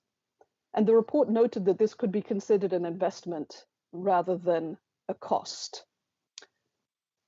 Immigrants are net contributors to the federal government while being net beneficiaries of state and local governments, in part because of their greater use of public schooling, as I mentioned, and in part because state governments have tax schedules that are less progressive than those of the federal government. Now, consensus was lacking on the degree to which immigration reduces the wages of native-born high school dropouts. My own assessment of the literature is that the effect is small, but even a small effect is a cause for concern because the biggest problem of the US labor market over the last decades has been a lack of wage growth for immigrant workers. So policies to raise low wages must be a priority, but immigration should not be one of the tools used for this end due to its great benefits to the economy overall. Thank you very much.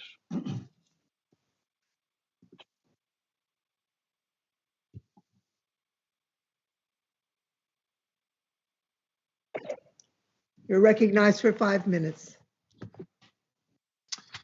Thank you, Chair Lofgren, Ranking Member McClintock, and members of the subcommittee. Thanks for the opportunity to testify today. My name is John Lettieri, and I'm the President and CEO of the Economic Innovation Group. EIG is a bipartisan research and policy organization devoted to building a more dynamic and inclusive American economy. The United States is a magnet for skilled and entrepreneurial people the world over. In dozens of fields, immigrants have fueled American dynamism and helped keep our country young, innovative, and aspirational. But current skilled immigration policy fails on multiple fronts. It welcomes far too few workers, it fails to prioritize entrepreneurs, and it primarily serves to strengthen already successful and fast-growing areas of the country.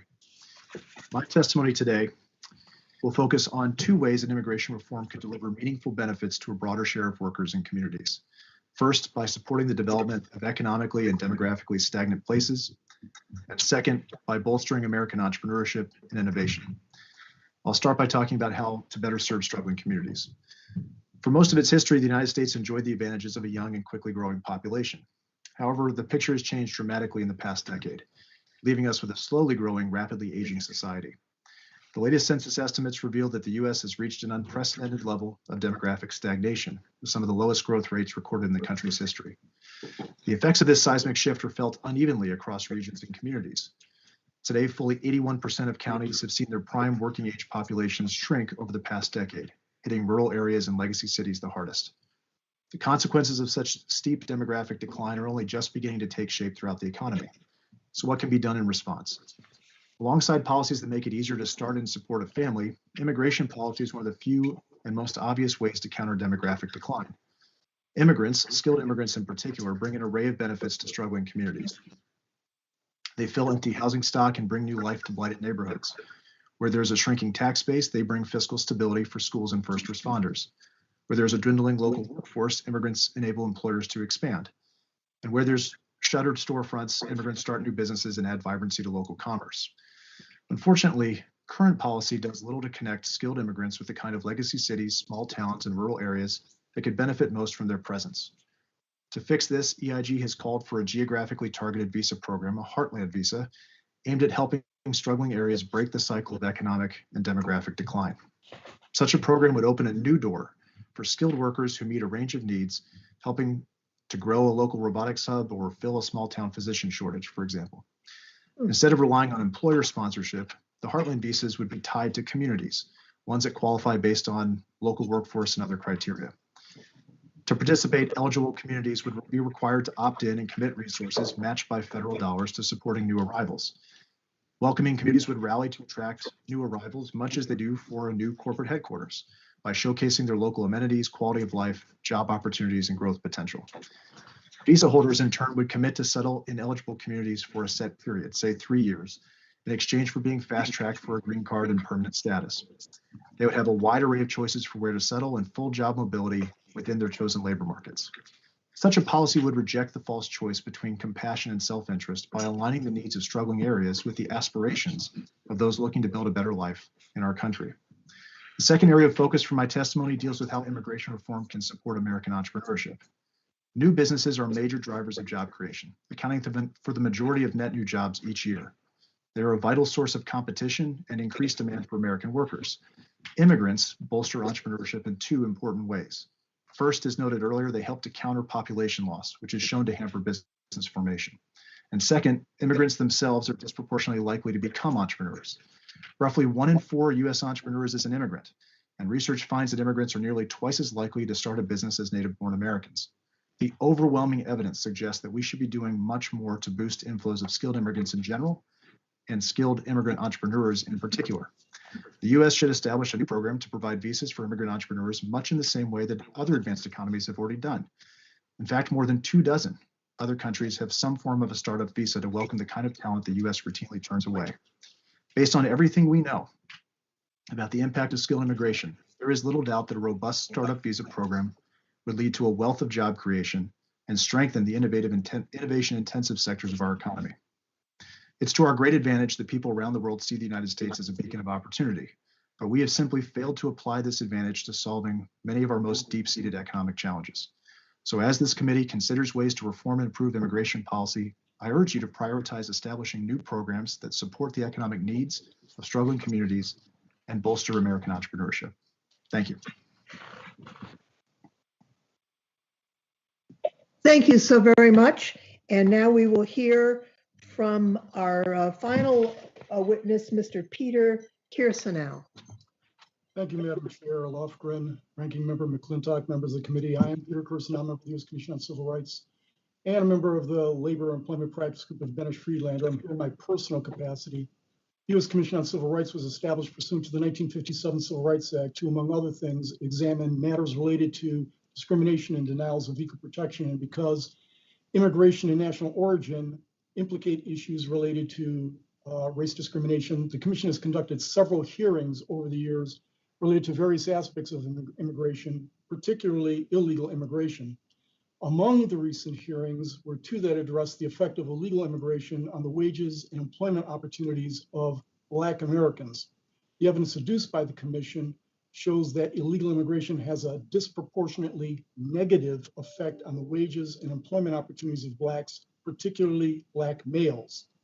It's important to note that the witnesses at the hearing span the ideological spectrum, and while they may have differed with respect to certain opinions, each and every witness agreed that illegal immigration has a demonstrably negative effect on Black employment rates. The evidence adduced at the Commission shows that the reason illegal immigration hurts Blacks is pretty basic. Blacks, particularly Black men, are disproportionately concentrated in the low-skill labor market and are disproportionately likely to have no more than a high school diploma. And likewise, illegal immigrants are disproportionately low-skilled and also disproportionately likely to have minimal educational levels. Both of these groups compete against one another in the low-skilled labor market, and the competition is often most fierce in those very industries in which Blacks have traditionally been highly concentrated, such as construction, hospitality, and service. And Blacks frequently lose out in that competition, crowded out by illegal immigrants who are preferred by some employers for a variety of reasons. As one of the witnesses in one of our hearings said, Professor Vernon Briggs of Cornell's Industrial Labor Relations School, this isn't because low-skilled Americans, regardless of race, are unwilling to work. It's that they're less willing to work for the cut rate wages and sometimes substandard conditions that are often proffered to illegal immigrants, which is a cohort highly unlikely to complain to the EEOC, OSHA, or the Wage and Hour Division of the Department of Labor. The competition is often most pronounced in major metropolitan areas, New York, Chicago, LA, but also more increasingly in southeastern states such as Virginia, North Carolina, and Georgia. The impact of illegal immigration on the wage and employment levels of low-skilled workers is especially severe in today's pandemic. At the time of the Commission's hearings, on average, the unemployment rate for Blacks without a high school diploma was around 12%. However, before the pandemic, Black unemployment dropped to a record low 5.5%. Today, that rate's nearly doubled. Obviously, the supply of low-skilled workers far exceeds the demand. This bodes ill for all such workers, but particularly Black males. As President Biden noted in the last few days, quote, "We saw the jobs report. Only 6,000 private sector jobs will be created, and at that rate, it's going to take years before we get to full employment," end quote. Research shows that 40% of the 18-point decline in labor participation rates among Blacks over the last several decades is attributable to immigration. That's hundreds of thousands of Blacks without jobs. The evidence adduced at the commission also shows that illegal immigration depresses wage rates for the available jobs. As the Federal Reserve Bank of Atlanta estimated, as the result of the growth in undocumented workers over the last couple of decades, the annual earnings of the average documented worker in Georgia in 2007 were $960 lower than they were in 2000. And in leisure and hospitality industries, they were $1,520 lower. And recent history shows that lax border enforcement results in a further influx of illegal immigrants who will further crowd out Blacks and other low-skilled Americans from the workforce. This inexorably increases the number of Blacks dependent on the government for subsistence, and it swells the ranks of unemployed Blacks while reducing the wages of Blacks who do have jobs. It's respectfully submitted that before the federal government decides to relax immigration enforcement or grant legal status to illegal immigrants, serious deliberation be given to the effect such grants will have on the wage and employment levels of low-skilled Americans generally, Blacks specifically. The evidence adduced at the hearings of the Civil Rights Commission showed that granting such legal status is not without profound and substantial costs to American workers. Thank you, Madam Chair. Thank you, sir. And thanks to all of the witnesses for their testimony today. Now is the time when members of the subcommittee can ask questions under the 5-minute rule. I'd like to recognize first the ranking member, Mr. McClintock, for any questions that he may have. Mr. McClintock.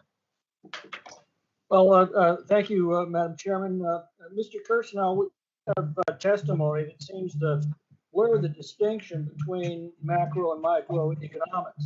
From a macroeconomic standpoint, the economy as a whole, the biggest driver of economic growth is population. But from a microeconomic standpoint, how it affects an individual in that economy, it's entirely different.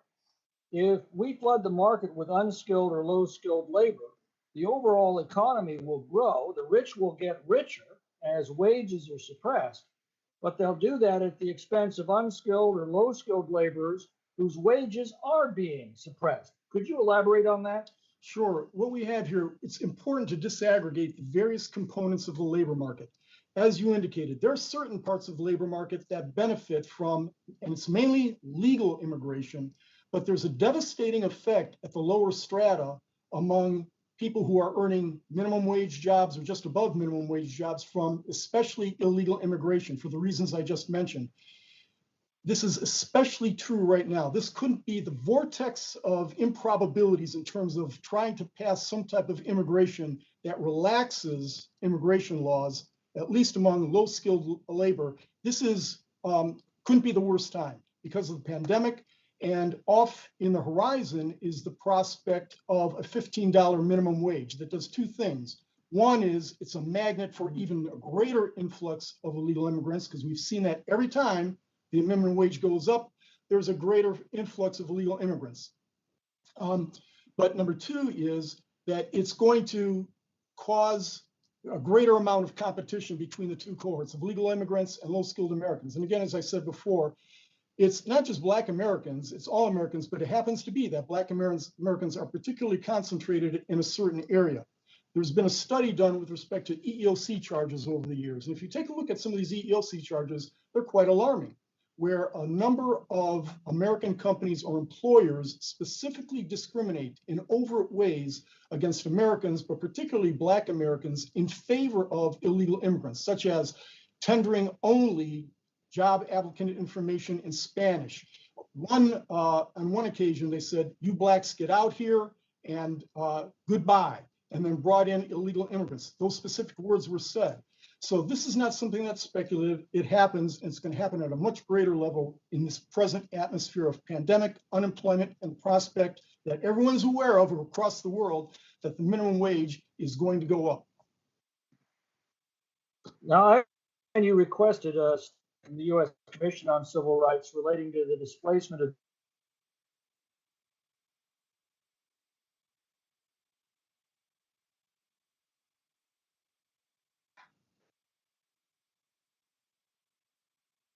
jobs from Black workers. Tom, you have frozen. Okay, your Wi-Fi froze for a minute. You're back. Okay, very good. Mr. Kirsten, I was asking about a study request from the U.S. Commission on Civil Rights relating to the displacement of jobs for Black workers, particularly Black males, caused by illegal immigration. At the conclusion of that study, how many fewer jobs for Black Americans came as a result of competition from illegal immigrants? I don't recall specifically. I'd have to refer to the study itself, but we're talking about over a course of a 30-year period, about 1.8 million jobs, I believe. Every year it fluctuates because of the vagaries of the economy, whether it be minimum wage, whether it be the GDP, or a host of issues, but it is a substantial number. In my day job for the last 42 years, I've been a labor and employment lawyer. I see this visually every day, dealing with minority contractors who can't bid on jobs successfully because they're employing legal workers that they have to pay minimum wage or above to, and their competition is employing illegal immigrants and they underbid them. So this is a discrete and powerful problem here in the Black community. Now, you mentioned that Black employment levels declined alarmingly in the 3 decades prior to the Trump administration, 18 points, I think. And you mentioned estimates of 40% of that decline to competition from illegal immigrants. You mentioned that the evidence shows that illegal immigration depressed wage levels by between $960 and $1,500 annually. Mr. Kirsten, is this discrepancy because low-skilled Americans are unwilling to work?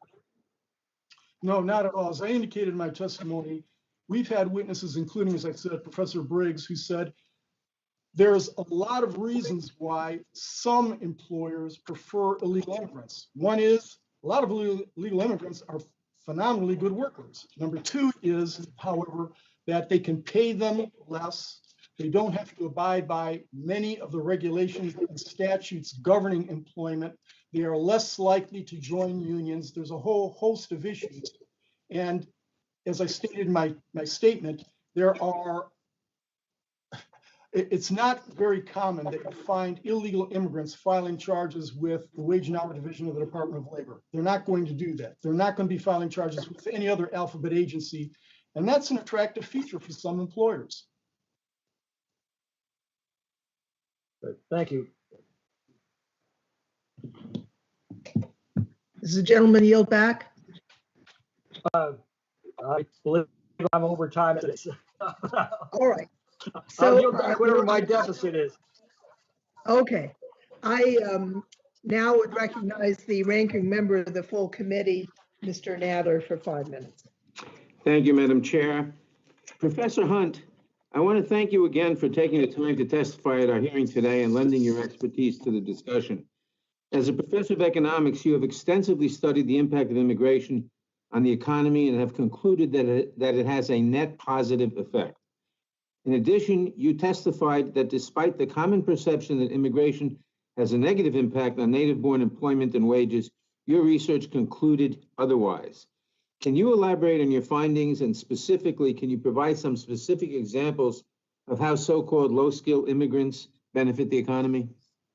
Indeed, thank you very much. And on this matter, I can again report on the consensus views of the National Academy report. So one might expect that if the that immigration would either lower employment rates or would lower wages. It could be one or the other. So if there is no evidence of lower employment rates, it may seem as a surprise, come as a surprise to many that the consensus is no effect on average wages. But there are various mechanisms that can lead to this outcome. And one I mentioned, it's the ability of native-born workers to specialize more than before when immigrants arrive. So the evidence shows that native-born workers tend to move to jobs that use communications and English language more intensively. Now, another factor is that firms can choose which technology to use in their production, and they choose it as a function of the composition of the workforce.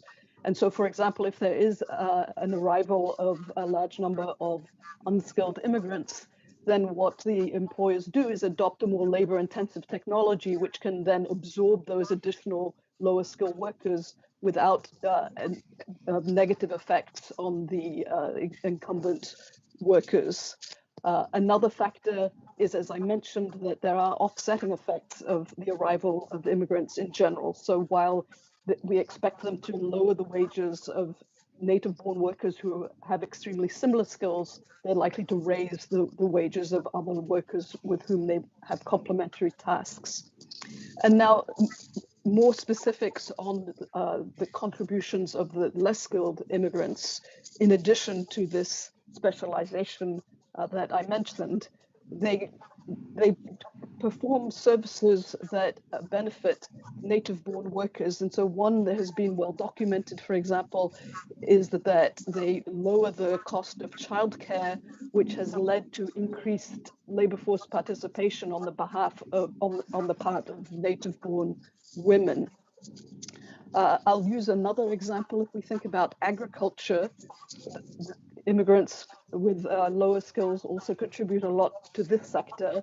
And in this sector, the choice really is between employing less skilled immigrants or having increased mechanization of agriculture. There really is no displacement here of native-born workers, so it simply benefits consumers of agricultural products. And all of these, yes. Well, I just said, I want to ask some other questions, so you can wrap up. Actually, I'd finished. Well, thank you. Ms. Hincape, let me turn to you. It's clear that if the 11 million undocumented individuals in the United States were given a chance to obtain legal status and apply for citizenship, their lives would change immeasurably. You've spent more than 2 decades defending and advancing the rights of immigrants.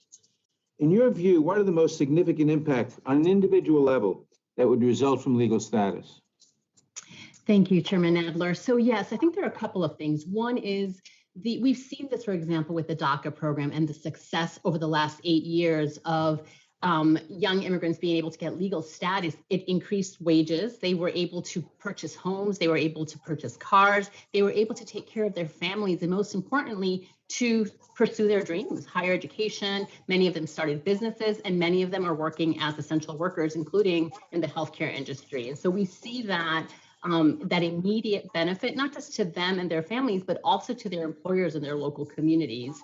And Chairman Nadler, I would take this moment to also talk about the conversation that just took place with respect to wages, particularly in the low wage context, which is the fact is that low wage workers, immigrants, so first there is a recognition that among the immigrants, many of them are Black immigrants, and they are experiencing record levels of racial discrimination in the workplace as well, and the diversity of communities that we have.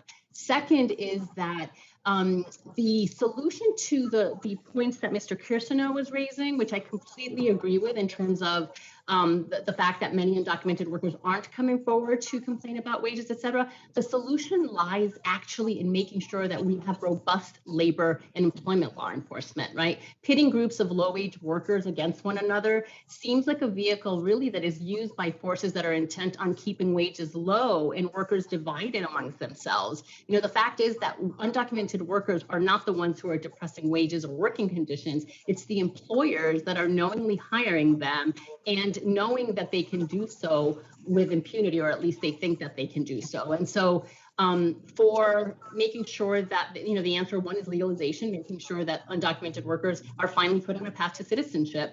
Second, that we reallocate resources from detention and deportation to robust labor and employment law enforcement so that those abusive employers cannot have an unfair economic advantage against the employers that are actually playing by the rules.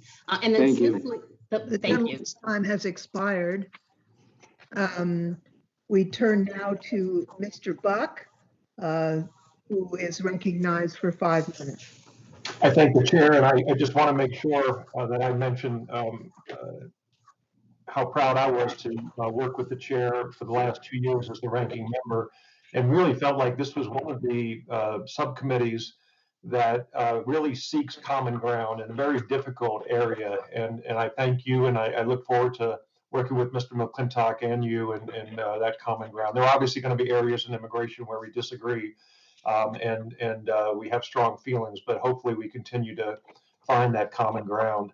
I want to just mention one thing that happened in my hometown, and then I want to give Mr. McClintock the rest of my time and really address this to Mr. Kurthenau. But the question, one of the employers in my hometown in the 1990s transitioned from American workers to undocumented, unauthorized, illegal, choose your term. I would suggest that Mr. Nadler turn off his video before he undresses. Great. The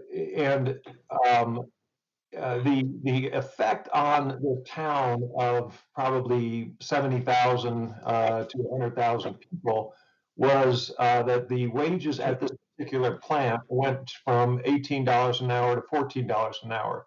The school district had 35% monolingual Spanish K through 5 students.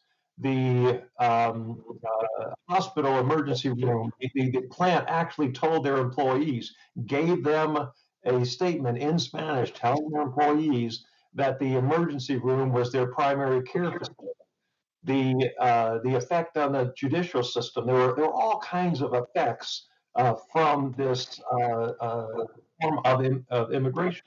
And I just want to ask Mr. Kurthenau if you could sort of talk about that a little bit, and then I want to yield to Mr. McClintock. Thank you. Yeah, my comments were generally directed toward employment because we had done some studies of that at the Civil Rights Commission, but there are a host of adverse effects to having a broad population of illegal immigrants, one of which is the crime rates. And I know there's a dispute as to this, but we took a look at some numbers. We did some studies with respect to crime rates. I'm not talking about all immigrants. We're talking about the cohort of illegal immigrants, and especially male illegal immigrants. And when you take a look at, I think it may be in some of my material, but if you take a look at some of the largest states in the United States, by the way, this is difficult to ascertain because the federal government doesn't keep specific stats on the type of crimes or the number of crimes committed by illegal immigrants. You've got to look to state data and then cross-tab it with some federal data and prison data. But on average, it appears in some states, for example, California, when you're taking a look at homicide rates, that illegal immigrants are up to 3 times more likely to commit murder than lawful residents. When you're talking about sex offenses, I think the level is 3 times as great. Also, kidnapping is 4 times as great. But there's a whole host of categories where the amount of crime attributable to illegal aliens far exceeds that of lawfully present Americans. So that's one aspect of it. The effect on the public fisc is also significant. There's at least one study, and again, there are competing studies on this, but the significance of this is there are competing studies, and at least this is something that needs to be studied even more directly. But the effect with respect to the placement of charges upon the public fisc with respect to medical care, emergency room care, the school districts, of a whole host of public services is greater, the greater amount of illegal immigrants in that particular area. Labor policies. And I want to yield time to Mr. McClintock if I can, but thank you very much for your response. I appreciate that. Mr. McClintock, I yield to you the remainder of my time.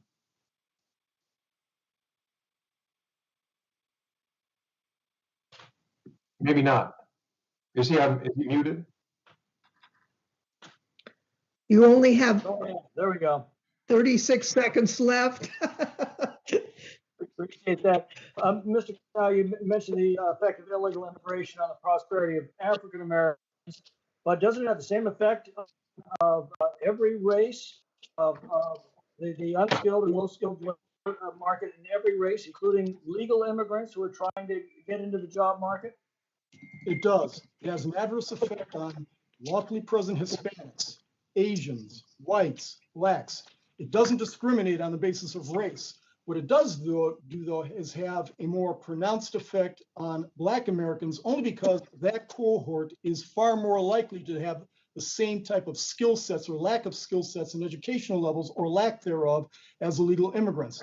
So this is something that's, it's a panopticon. It affects everyone, but Blacks more readily. And then I think I'd have to take a look at my data again, but I think the second most effective are lawfully present Hispanic workers, because they are second most likely to be. The gentleman's time has expired. We appreciate that. And I'd now like to recognize the gentlelady from Washington for 5 minutes.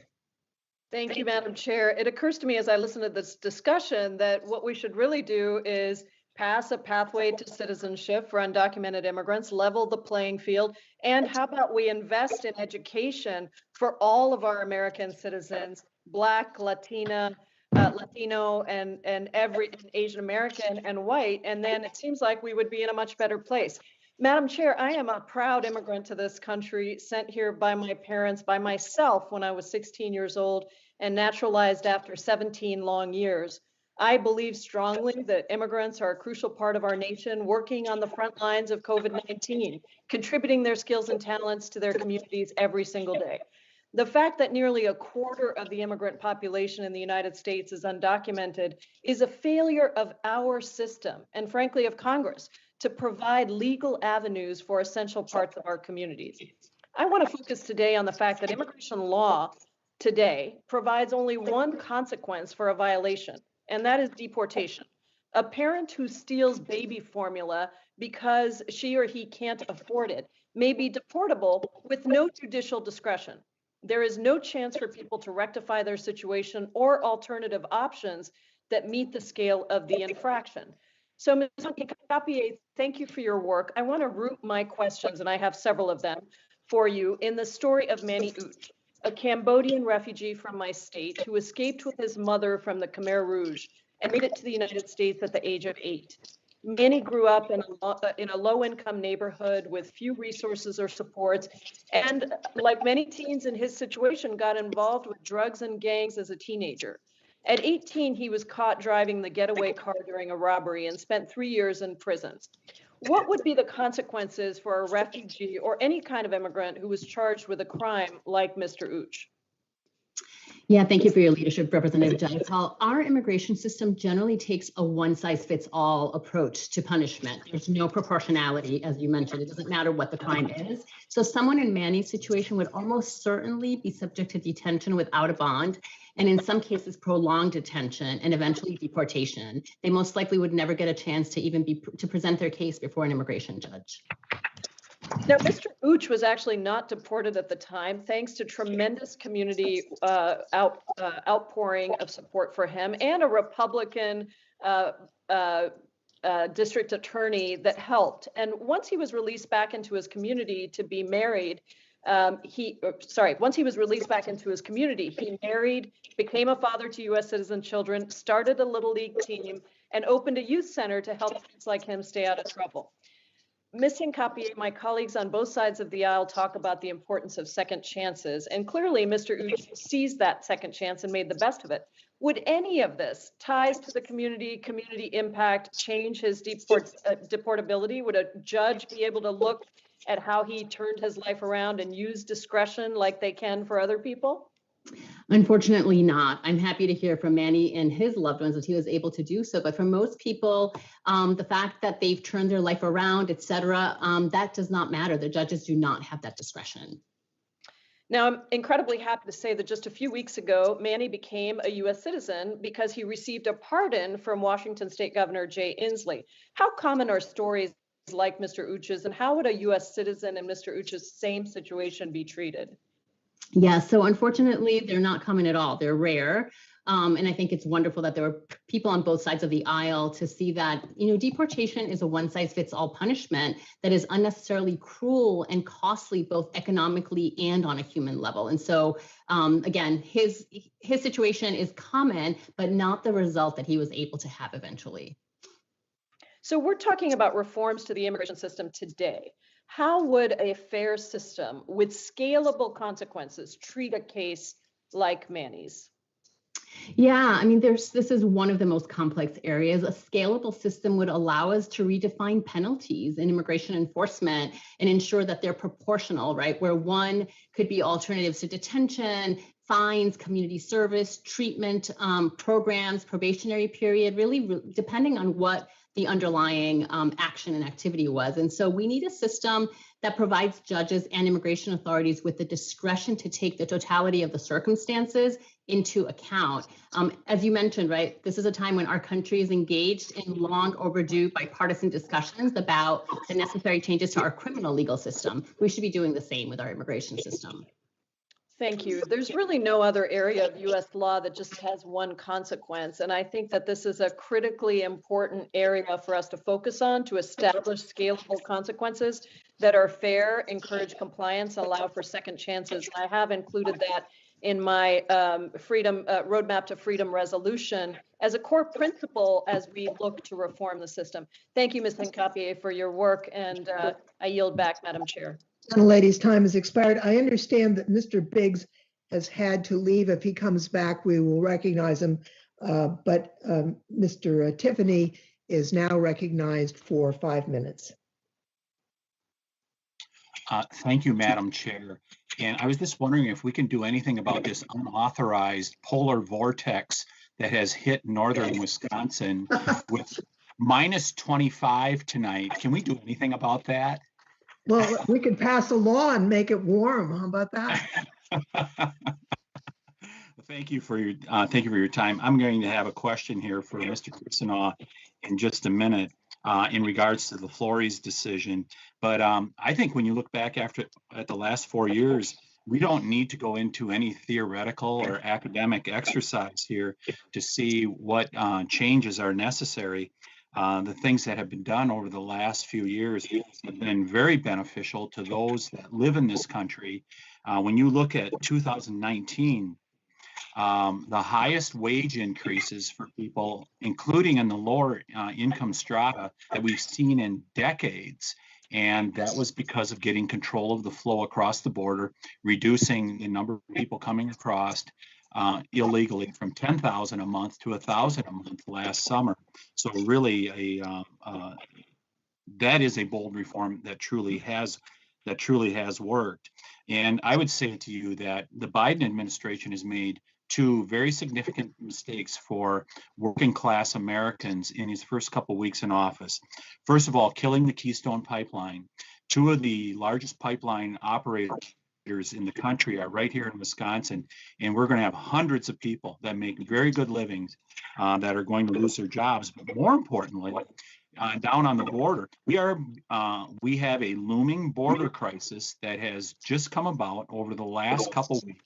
In fact, I'm anxious to see if one of my colleagues, who a couple of years ago went down to the border and showed herself openly weeping at the cages down there, if she's going to protest what's going on as a result of the Biden administration's activities.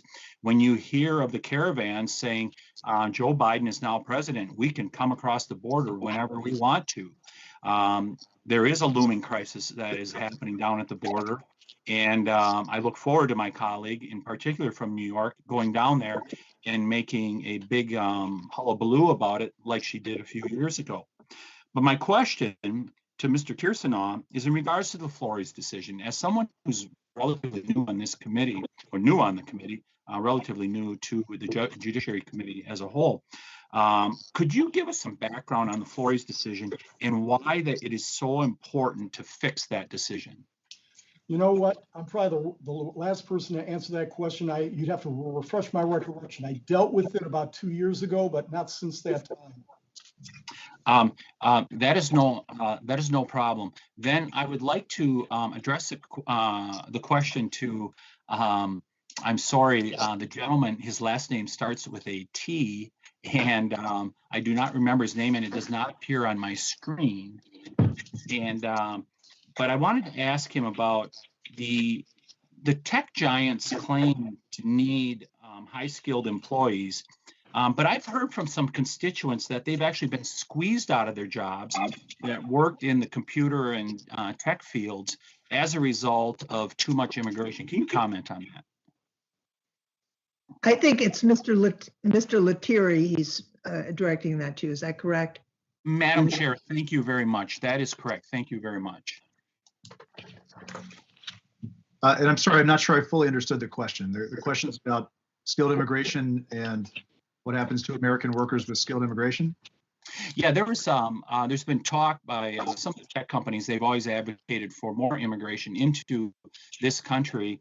They said we need these high-skilled people, and you see publications like the Wall Street Journal that have very much advocated for that over the last few decades. But I'm beginning to hear from some constituents who have worked in the tech field, that have worked on computer systems, those type of things. They say they are now being squeezed out. Have you heard any stories like that? And how do we ensure that we don't squeeze out our tech workers also? Well, the empirical work on high-skilled immigration is pretty conclusive when it comes to the benefits that skilled immigrants bring to our economy. So setting aside any kind of anecdotal situations, which I'm not sure I'm familiar with what you're referring to, the benefits of immigration are strongest and most clear when it comes to skilled immigrants. Now, there's a good debate worth having about the method for how we welcome skilled immigrants into our economy. And my testimony dealt with two additive areas where I think we've really fallen short of taking advantage of what is an incredible national advantage. The fact that skilled and entrepreneurial people want to be here from around the world is an advantage that no other country enjoys the way the United States does, but for that reason, no other country squanders in the way that we do as well. And so in the same way that we would love to have more degree holders in our country, we'd love to have more entrepreneurs, more college graduates. This is a way of really bolstering our economy on a broad basis and improving life for a broad array of American workers and communities. But there's clearly ways that we can improve the way that we welcome skilled immigrants to our country. The gentleman's time has expired. We thank you, and we'll now turn to Mr. Correa, gentleman from California, for just 5 minutes. Thank you, Madam Chair. Can you hear me? Yes. Thank you very much, Chairperson Lofgren. Thank you for holding this important hearing. We know our economy is better off because of hard work and immigrants. And this COVID-19 pandemic has shown that it is more apparent than ever. It's been undocumented, unauthorized immigrants that have continued to work in the fields, harvesting our crops, processing our food, farm workers, sanitation workers, teachers, childcare workers that have really kept us alive, so to speak, and fed. So, Mr. Lettieri, I wanted to ask you a question, if I can. About a year ago, before the pandemic, I got a phone call from a lobbyist from the food processing industry. Mississippi, I believe, is the state. He called me and I said, what are you doing calling me? I represent California, not the South. And he said, look, you sit on the immigration subcommittee. And he said, we just had 400 workers deported from a food processing plant. And he said, the whole town, the whole region, the economy is shut down completely. And he said, Lou, it's not about wages, because all those workers are members of the Food and Commercial Workers Union. He said the only people that take those jobs are immigrants. Not even the children want to take those nasty jobs, but those are the people we need to import to keep our food processing business going. I've heard testimony today that immigrants compete with local American citizens, with residents for these jobs. But this is not anecdotal. This advocate for the food processing industry was pleading for us for help for additional immigrants. Would you say that's the case? Is it competition, or is it just, again, a structural issue? We don't have those workers in these places that take those jobs that Americans just don't want. Well, thank you for the question, Congressman. I think I'll refer back to Professor Hunt's testimony, where she talked about the various ways that immigrants complement or compete with native-born Americans. And it tends to be, from my understanding of the literature, it tends to be where competition is the strongest, it's where the similarities are the strongest between the skill set of an immigrant and the skill set of the native-born worker. I think where there's strong agreement is that the distortive effects are clearest where there is a subset of the workforce that is not in the light, so to speak. It's not transparent and operating in the labor market in the way that native-born Americans do, and that creates distortive effects. I think, as we've heard in this hearing, there's widespread agreement that we can do more about it. But the demand is the economic demand is what is bringing people to this country looking for work, and there clearly is demand. And so I think it's a question of, if I may, in my short time. Sure. What you say is an issue with sub wages, just give them a green card, and then they will essentially work for the legal wages, and they wouldn't be cutting or undercutting American citizens. I would say without a doubt, the first step is bringing transparency to the labor market and operating on a level playing field. So without a doubt. And the other issue that I have, and this is a question for Ms. Hincapie, is issue of deported veterans, judicial discretion. Right now in this country, we have green card holders that go and fight in Afghanistan, other parts of the world. They are honorably discharged. Then they come back to the U.S. and they're convicted of a certain enumerated crime, and they're essentially deported. And the only time these deported veterans that have fought for our country can go back to our country is when they die, because then they have the right to be buried in a veteran cemetery in the United States. How can you address that issue of repatriating these legal immigrants that should be Americans who were deported because of our archaic immigration laws? What do we do? Yeah, thank you, Representative Correa. I mean, this is a similar question that Representative Jayapal asked about. I mean, it is shameful that we allow people to go fight for our country, yet if they make a mistake, oftentimes that mistake, that crime that they may have committed was probably as a result of PTSD and the psychological impact of the war that they were fighting. And so look, this is why we need to reform our system and give individuals a second chance and a chance at redemption. For those individuals who fought for our country and were deported, we should absolutely allow them to return to the United States, reunite them with their family, and put them on a path to citizenship. So finally, I would say we need judicial discretion, I would say, in advocating, deciding some of these cases in our immigration system, correct? That is correct. Judicial discretion is needed throughout the entire system. Again, this level of a one-size-fits-all for all immigration cases, it just makes absolutely no sense. The gentleman's time has expired. Thank you, ma'am. And I understand Mr. Roy has had to step out for a minute.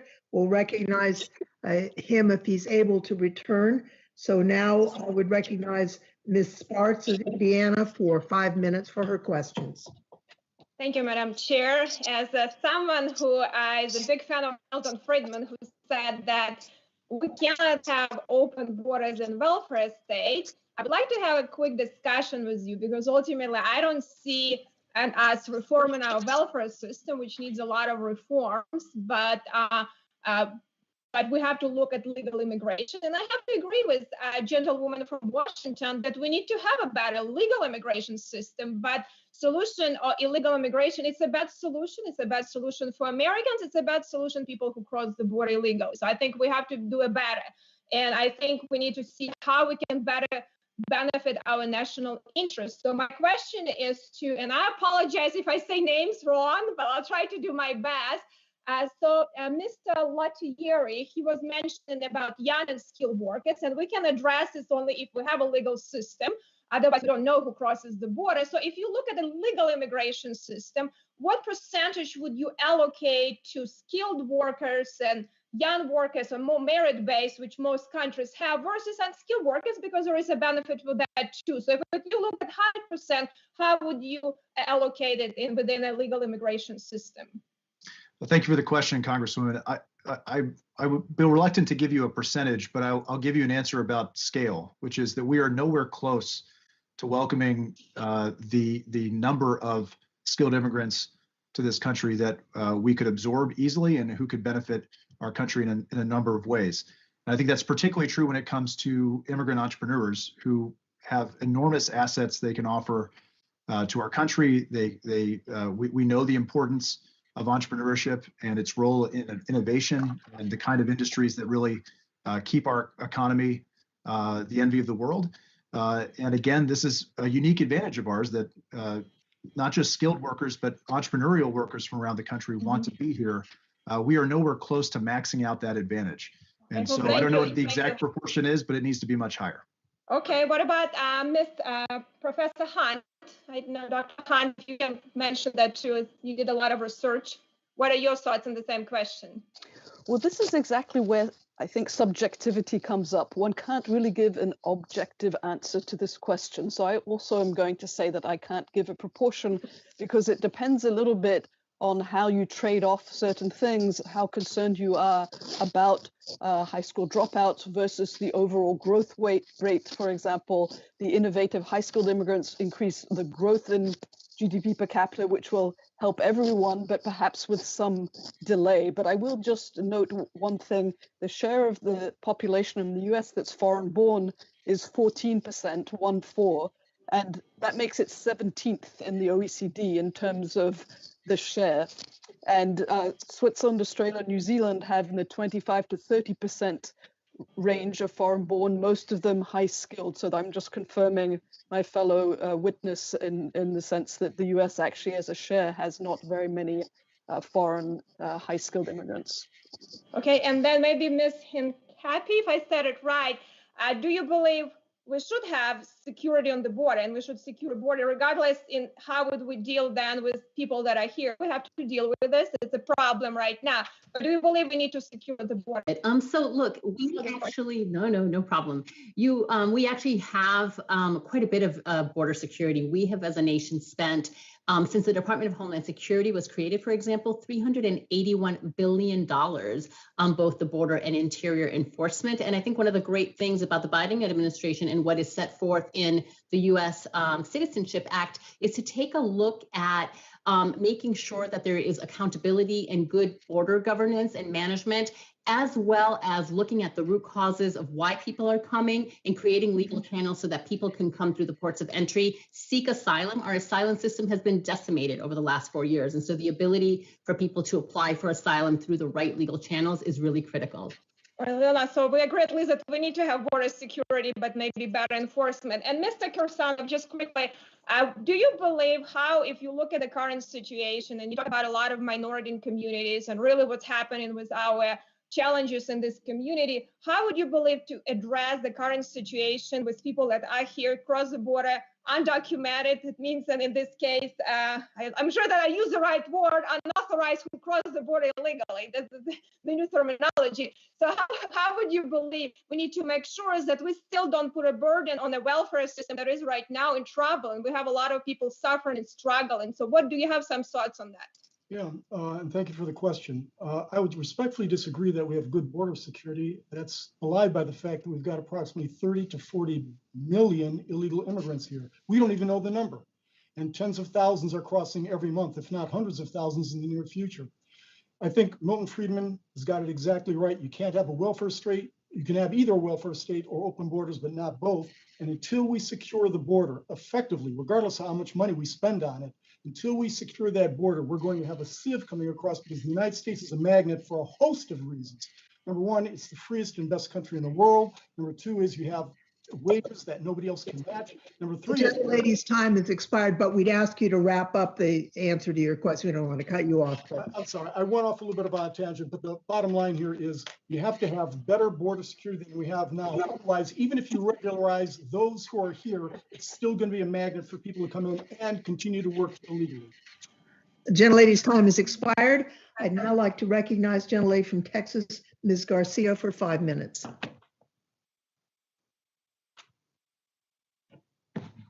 You need to unmute. I'm working on it. Thank you, Madam Chair. Thank you, Madam Chair, for holding this very critical hearing. While our country has witnessed and endured a tremendous amount of pain and struggle over the past 4 years, I'm committed to working with you and this committee and the Congress to work tirelessly to improve the lives of our most vulnerable communities and all hardworking Americans. As we prepare to reform our immigration system to accommodate our nation's most pressing needs, we must ensure that our immigration policies are rooted in our values of compassion, fairness, opportunity, and keeping families together. This is why I applaud the Biden-Harris administration, who on day one in office shared their immigration vision and signed executive orders prioritizing immigration reform and national healing. I think that what matters most to many of us, particularly those of us who've been working on this issue for many, many years, is that we do have to have immigration policy that keeps our families together. It must be a system that keeps our families together. And that's why I want to start my questions today with Ms. Hicapea, because I noted that she said that she was one of 10 children, as I am. And I know that she shares with me the value of family and faith and working together to ensure that we all get a good education and achieve our American dream. So, ma'am, I wanted to start with you because you're with the National Law Center. And last week I was working with a constituent here in my office who was detained by ICE this after, in fact, it happened to be the very day of the Corpus Christi court hearing where a federal district court judge in Corpus Christi held the ICE deportation pause that the administration had put in place through executive order as unlawful. What is NILC doing to address this issue, and how can we see some opportunities to continue to work together on this issue? Yes, thank you, Representative Garcia. So yes, the family reunification must be at the core and center of all of our immigration policies. It's one of our tenets, and I believe that there's actually bipartisan support for family values and making sure that our families not only are not separated by our immigration policies, like we saw with the Muslim ban, we saw with the determination of DACA and temporary protected status, but actually that we're reunifying families, as the Biden administration has already started to begin the process of doing so with the creation of the task force, for example, for family reunification. And then secondly, making sure that as we create legal channels, as we provide people on a path to citizenship, again, that people are able to stay together as a family as well as in detention. And I think finally, I would say, with respect to the Texas decision last week, which was just a temporary injunction. It did not at all say that the moratorium was unlawful. It basically said that one small part of that moratorium needed to be put on hold while the legal proceedings continued. And so, look, the moratorium that the Biden administration has announced is critical. As a new administration, they should be able to say, and have the legal authority to do so, to say, we're going to hit the pause button while we decide what are the priorities under this new administration, and make sure that anyone who is in the Trump deportation pipeline does not get deported under the Biden administration. All right. It's my understanding, though, that it was extended 2 more weeks. That's correct. Right. So are y'all fighting it in court, or what are the advocates doing in response to that? Yes, so there is a group of organizations that did intervene in that lawsuit. We are not part of that lawsuit. And so as interveners, they will get a chance to provide the perspective of immigrant families. Separately, the Department of Justice under the Biden administration is also defending the moratorium. Okay, now I want to move on to some of the ICE detention centers, of course, that we've visited. Several CODELs. I've been to several of them. I've been to many of them as a state senator, not only here in Texas, but in other places. And I'm mostly concerned with the lack of counsel, if you will, for a lot of these folks that are in detention, and even through the legal process itself once they leave the detention centers. So I wanted to discuss the whole issue of, do you think that we need to make sure that we provide counsel at every stage of every proceeding, or at what point does your center recommend that we look at providing counsel for anyone that is detained by ICE? This is such a lady's time has expired, but we'll ask the witness to answer promptly. Absolutely. So at the National Immigration Law Center, we've worked with local communities across the nation to provide funding to provide universal legal representation. The statistics all show that when someone has a lawyer, they comply and show up for their legal proceedings and then get to be able to go through the legal proceedings. Immigration law is considered one of the most complicated legal labyrinths separate from tax law. And so again, having legal counsel is absolutely necessary. Thank you, and I yield back. The other gentlelady from Texas, Ms. Escobar, is recognized for 5 minutes. Thank you so much, Madam Chair, and thank you for this very important hearing. I want to thank all of our panelists for their great information. I would like to address some things that I have heard through this hearing. I heard from one of our colleagues talk about successes over the last 4 years when it comes to immigration. I've heard from another colleague that we have to quote unquote secure the border before we attempt to address immigration reform. I've also heard from one of our panelists that our economy is some sort of zero-sum game, a race to the bottom to preserve low-wage jobs for Americans, especially Americans of color. And I find, and also, of course, always we hear the talking point of open borders. And so I want to just take a few quick minutes to address that. I represent the US-Mexico border. I'm the only member of this subcommittee, and I believe the only member of the Judiciary Committee that lives, works, represents an actual border community. And so I can tell you, I can assure my colleagues that we have, as a country, spent hundreds of billions of dollars securing and militarizing the border. And border communities have long been among the safest in the nation. And we are very proud to recognize ourselves as the new Ellis Island. I also want to mention that the last 4 years were not a success if you are a humanitarian.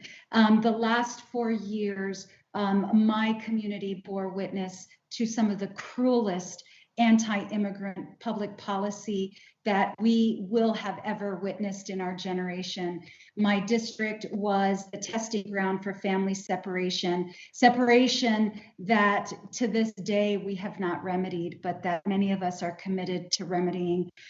We have seen force feeding in ICE facilities. We have seen inhumane holding conditions and a complete obliteration of asylum law, among many other horrific practices that, by the way, never addressed root causes, as Ms. Incape mentioned, and that never actually stopped migration.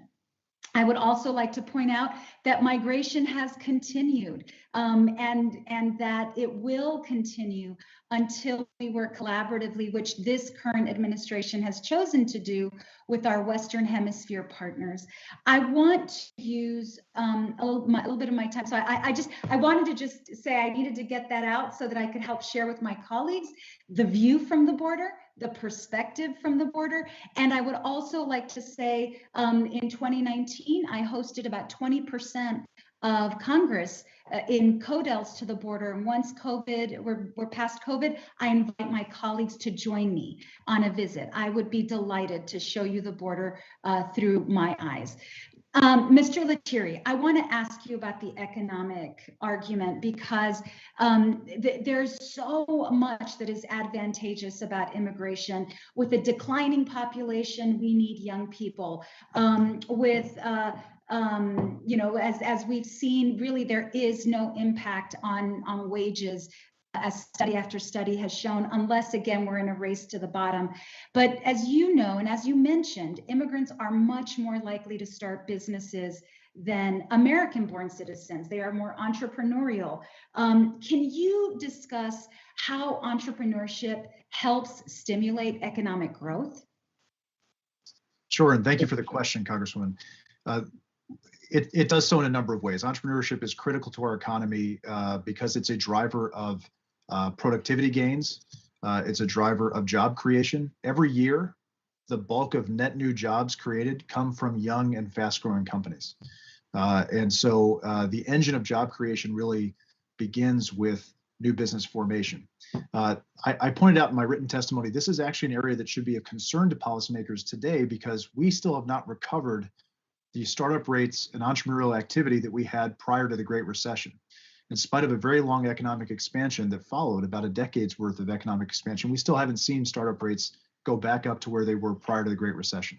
And so again, as we think about immigration policy, my plea to the committee is to think about its economic potential, particularly in this space of entrepreneurial dynamism and innovation. These are things that are just absolutely critical to our economy, and where we know study after study, the wide body of empirical work that's been done on this demonstrates that immigrants are very good for American entrepreneurship. If you look at the Fortune 500 and you see that over 40% of Fortune 500 companies are founded by immigrants or the children of immigrants, anecdotally and empirically, there's really no argument to be made here that immigration is good for American entrepreneurship. But again, being more intentional about how we encourage that would be, I think, one of the key features of immigration reform. Thank you. I'm out of time. I yield back, Madam Chair. Gentlelady yields back. We have 3 members from Texas, and I now recognize the third gentlelady from Texas, Ms. Jackson Lee, for 5 minutes.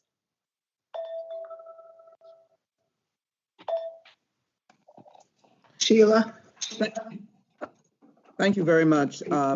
Let me acknowledge the chair and the ranking member for this committee. Let me be honest, and the virtual meetings pose some difficulties at times in muting and unmuting, but I'm always here, and I'm always here at these committee hearings where I'm called upon to be. So forgive me for the unmute and mute process on these devices. I'm delighted that the hearing is a concept that is partly a remedy or cure, if you will, for the 4 years of devastation and demeaning of immigrants across America. And frankly, leaving the world questioning what our values really are. And so it is important that we start anew almost, having been on this committee for a sizable number of years, to really go bold. As I do so, let me also indicate that over the years I've served as a ranking member of this committee, we have seen the opportunities taken to use African Americans as a wedge issue. And there are those who are probably listening at this point who happen to be African American, who may feel challenged by the increasing diversity of this nation, inasmuch as their voices have always been for justice for all. And I see that in my community and the collaboration that we have here in Texas, where there's much collaboration between immigrant groups and the African American community. We do want to make sure that, in fact, all communities, as one of my colleagues said, have justice and access to economic opportunities, the kinds of wages, which include the minimum wage being raised to $15 an hour, and really just the opportunity for education, for business access, healthcare access. And that should be our highlight. This is not the Ways and Means Committee or the Energy and Commerce Committee, but this is a committee that can, in fact, provide an economic engine to this nation and provide a pathway for citizenship, but also for opportunity. So first of all, I'd like to submit into the record a document by Wade Henderson, a friend of ours of the Leadership Conference on Civil and Human Rights, who's testified numerous times before this committee. Mr. Henderson points out, asked unanimous consent to submit that into the record. Ordered. Thank you. Mr. Henderson points out that there is no consensus among economists on the role immigration plays in longstanding Black unemployment rates. Second, there are a lot of reforms to anti-discrimination labor laws and job training that would far more directly address Black unemployment. And third, African Americans still overwhelmingly support immigration reform that provides a path to citizenship, and they really are not eager, these are his words, to appreciate, are not eager and may not appreciate and do not appreciate scapegoating or using them as a wedge. I will say that there are probably voices that want to have more work. There are voices who want to be in college. There are voices who want to have access to business and access to capital. But we want to do it collectively. And I want to say openly, let's do it collectively. I believe if we move this nation toward HR 40, the Commission to Study and Develop Reparations proposals, we will look globally at the treatment of African Americans, excuse me, and in this country, and begin to go boldly. Let me quickly ask 2 questions, and I can't see the clock, so forgive me. But let me quickly ask the question to Ms. Hinapaya. You have a minute. On the issue of the importance of moving forward on the legal status of DACA recipients. Let me quickly ask Mr. Lettieri on my question of economics and how economics can empower his new immigrants, individuals who may get access to citizenship, mixed in with African Americans and Black immigrants, which have traditionally been second class as it relates to the immigration structure. So, Ms. Forgive me if I Hinapaya, please forgive me, my voice just cracked. No worries. DACA, Thank please. you, Representative Jackson Lee. Yes, so we at the National Immigration Law Center have had the great honor of representing courageous DACA recipients all the way up to the Supreme Court. And we have a temporary victory and represent 1.1 million class members who are DACA recipients or applicants for DACA. But DACA is a temporary reprieve from deportation. And here's where we need you and your leadership. We need Congress to pass the Dream and improve a version of the Dream and Promise Act swiftly so that they can become citizens ASAP. The gentlelady's time has expired, but let's ask Mr. Lettieri to very quickly answer her question, if he could. I thank the chairman for indulging. Thank you, Mr. Lettieri. Thank you. Thank you for the question. I think, as I said in my testimony, one of the best ways to boost the benefits economically of immigration is to ensure that legacy city communities, which are often very diverse and have large communities of color from all different backgrounds, that they are exposed to the benefits of immigration the same way that large booming coastal metro areas are.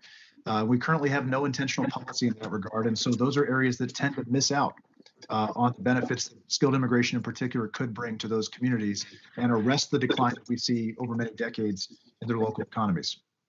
Thank you. We now have, I'd now like to recognize Mr. Neguse is not here. Ms. Scanlon, the gentlelady from Pennsylvania, for 5 minutes. Thank you, Chairwoman Lofgren, and thank you to our witnesses for being here for this hearing. I'm glad we're having this conversation about all the ways in which immigrants make our country a better and more prosperous place. I do want to take a minute to address a nuance that we should always keep in mind. I mean, the empirical evidence has been clear for decades that a fair and robust immigration system is critical to our country's economic health. But the value of our immigrant neighbors is not simply a question of dollars and cents. Our immigrant communities bring with them innovation, culture, resilience, and we're lucky to have people from all over the world seek a brighter future in our borders. In my district, 1 in 10 of my constituents are foreign born. Our immigrant neighbors drive innovation in business, educational excellence at our universities, and make immeasurable cultural contributions. My district's home to some of the largest immigrant populations from Ireland, Liberia, and Cambodia in the US. In the schools in Upper Darby Township, which is a township of 80,000 people, they speak more than 80 languages and dialects. We have folks who are Bengali, Sikh, Central American, Greek, and Korean, people from Southeast Asia, Venezuela, Eritrea, Armenia, Bhutan, and a host of African countries call my district home. And one of the leading drivers of our regional economy is research and technology, which is reliant upon talented foreign workers. So all of which is to say that this is a huge and very important issue for my district. Mr. Lettieri, you testified about entrepreneurial energy that immigrants bring to our community, and I certainly see that in my district. To paraphrase Lin-Manuel Miranda, immigrants get the job done. So we've heard the research about immigrants being almost twice as likely to start businesses, and your report concludes that maybe we need a heartland visa. And can you just discuss a little bit more about how that would work and how it could revitalize some of the areas where we have population decline? Sure. Thank you for the question. So what I called for in my testimony is really a two-prong approach to expanding the ways and opening new doors for skilled immigrants to connect with American communities. One is through a Heartland visa, which would be targeted to places that are struggling economically and demographically. And the second would be through a startup visa that would specifically open a door for immigrant entrepreneurs, much like more than a dozen other countries already do for the exact same type of talent that we turn away. Both of those would have enormous job creating, wealth creating, economic growth creating effects because simply what we know about the way that skilled immigrants interact with our economy. And we see this in study after study, and we see this in local communities as well. Many of the communities that would be eligible for a Heartland visa, the only reason that their economies have started to turn around recently, the only reason that they are seeing positive population growth is because they've become very intentionally more welcoming to immigrants. And so the economic potential there is very clear. And it's important to think about what happens if we don't take an approach like this. When you lose population, you're seeing a shrinking tax base, you're seeing a shrinking demand for local businesses, you're seeing the degradation of local services, which encourage more people to leave, and you get into this downward spiral that's very hard to reverse. And that need not be so. But this is just one of those areas where we have failed to connect the dots that immigration can be such a powerful economic development tool where we align the interests of communities with the aspirations of would-be immigrants. In some of the areas in my district where there've been kind of a downgrading of the economy, et cetera, I'm thinking specifically of the African area of Southwest Philadelphia, which is experiencing a revitalization as a result. I wanted to get to a question for Professor Hunt. We've heard some discussion about the impact of illegal immigrants on wages for low-income Americans. But what we're talking about here is providing status for undocumented workers, bringing them out of the shadows, which I would think would make it harder for unscrupulous employers to pay substandard wages or impose unsafe or illegal conditions with impunity. Can you talk about that a little bit? I agree with you. When workers have legal status, they have greater bargaining power that will increase their wages. And as an earlier witness said, they'll be more able to report poor workplace practices without fear of reprisal. Okay, making the workplace safer for everyone. Thank you. And ladies, time has expired. I think Mr. Buck and Mr. Roy were unable to return, so I will now recognize myself. First, I'd ask unanimous consent to put into the record statements from 17 organizations on this subject without objection, so ordered. I'll just say thank you to all of the members who were able to participate today in this hearing. We have a lot of work ahead of us on this subcommittee and in the full committee as well when it comes to the issue of immigration. And there are some themes of disagreement that have emerged here today, but I think there are also some elements of consensus that we can work on. When I listen to questions about immigration security and enforcement, I don't think there's a single person in the Congress who is against enforcing the laws of the United States. What we're saying is the laws need to serve the best interests of the United States. When I think about farm workers, and I authored a bill for the farm worker segment of the economy that was agreed to both by the United Farm Workers Union and the growers and farmers of the United States. When you talk about, unlawful entry or unauthorized entry, 80% of the farm workers are undocumented, and a majority of them came more than 10 years ago. So we're talking about border enforcement in 2005. We have to take, a comprehensive fact-based view of what's going on, and then the screen is what's best for the United States of America. I'm interested, in all of the testimony has been very interesting and helpful. But Mr. Lettieri, I was interested in your Heartland visa. I'm just about ready to introduce a startup visa that I've been working on for many months with the help of the academic community and venture capitals and the like.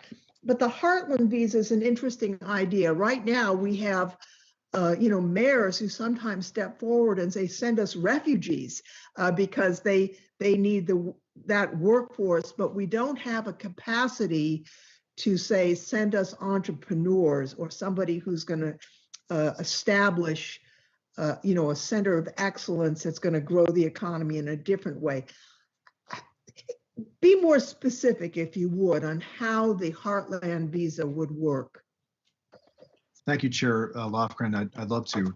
So what we propose in a Heartland visa is that given the fact that 80% of the country's counties are seeing a shrinking of their prime working age population, which is a startling fact, many places would love to have a specific type of visa program by which they could opt in, number one. So in our concept, a county or an eligible area has to opt in and say, we want to be a part of this program. They have to commit resources to implementing it so that new immigrants can be a success. And number three, the would-be visa holder has to opt in to settling in that particular place. So it's a dual opt-in type of match that ensures that there's going to be a lot of information transparency on both sides, and you're going to have a good fit between the immigrant and the local community. But the idea is that communities that are struggling with this demographic and economic decline that's affecting so much of the country would have its own class of high-skilled visas that would be eligible for, so that the benefits of high-skilled immigration are more broadly felt around the country than it is today.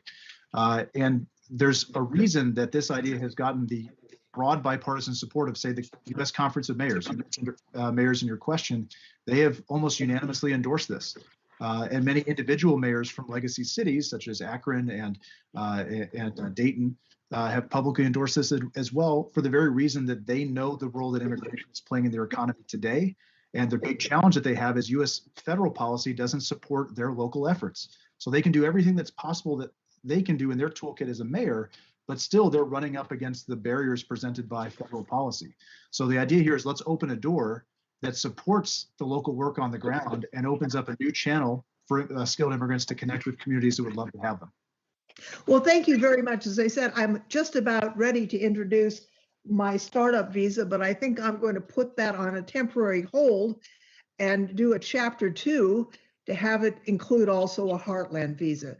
I would work with you on that. I live in San Jose, California, where about half of the people who live here were born in another country. They're Americans by choice. And we had, before the pandemic, probably the biggest GDP growth of any area in the United States. And it was fueled by the tech sector and fueled by people who came to get their PhDs and then started companies here, and which then ended up hiring many, many, many Americans.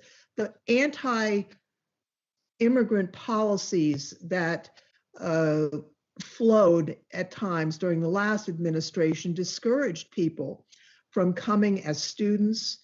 We had a decline in the number of people coming as foreign students, and that really was a tremendous adverse impact on the pipeline of people going in to start companies. And what we saw was that recruiters from other parts of the world, and especially Canada, came down to Silicon Valley and started recruiting people away because they would provide for legalization and we would not.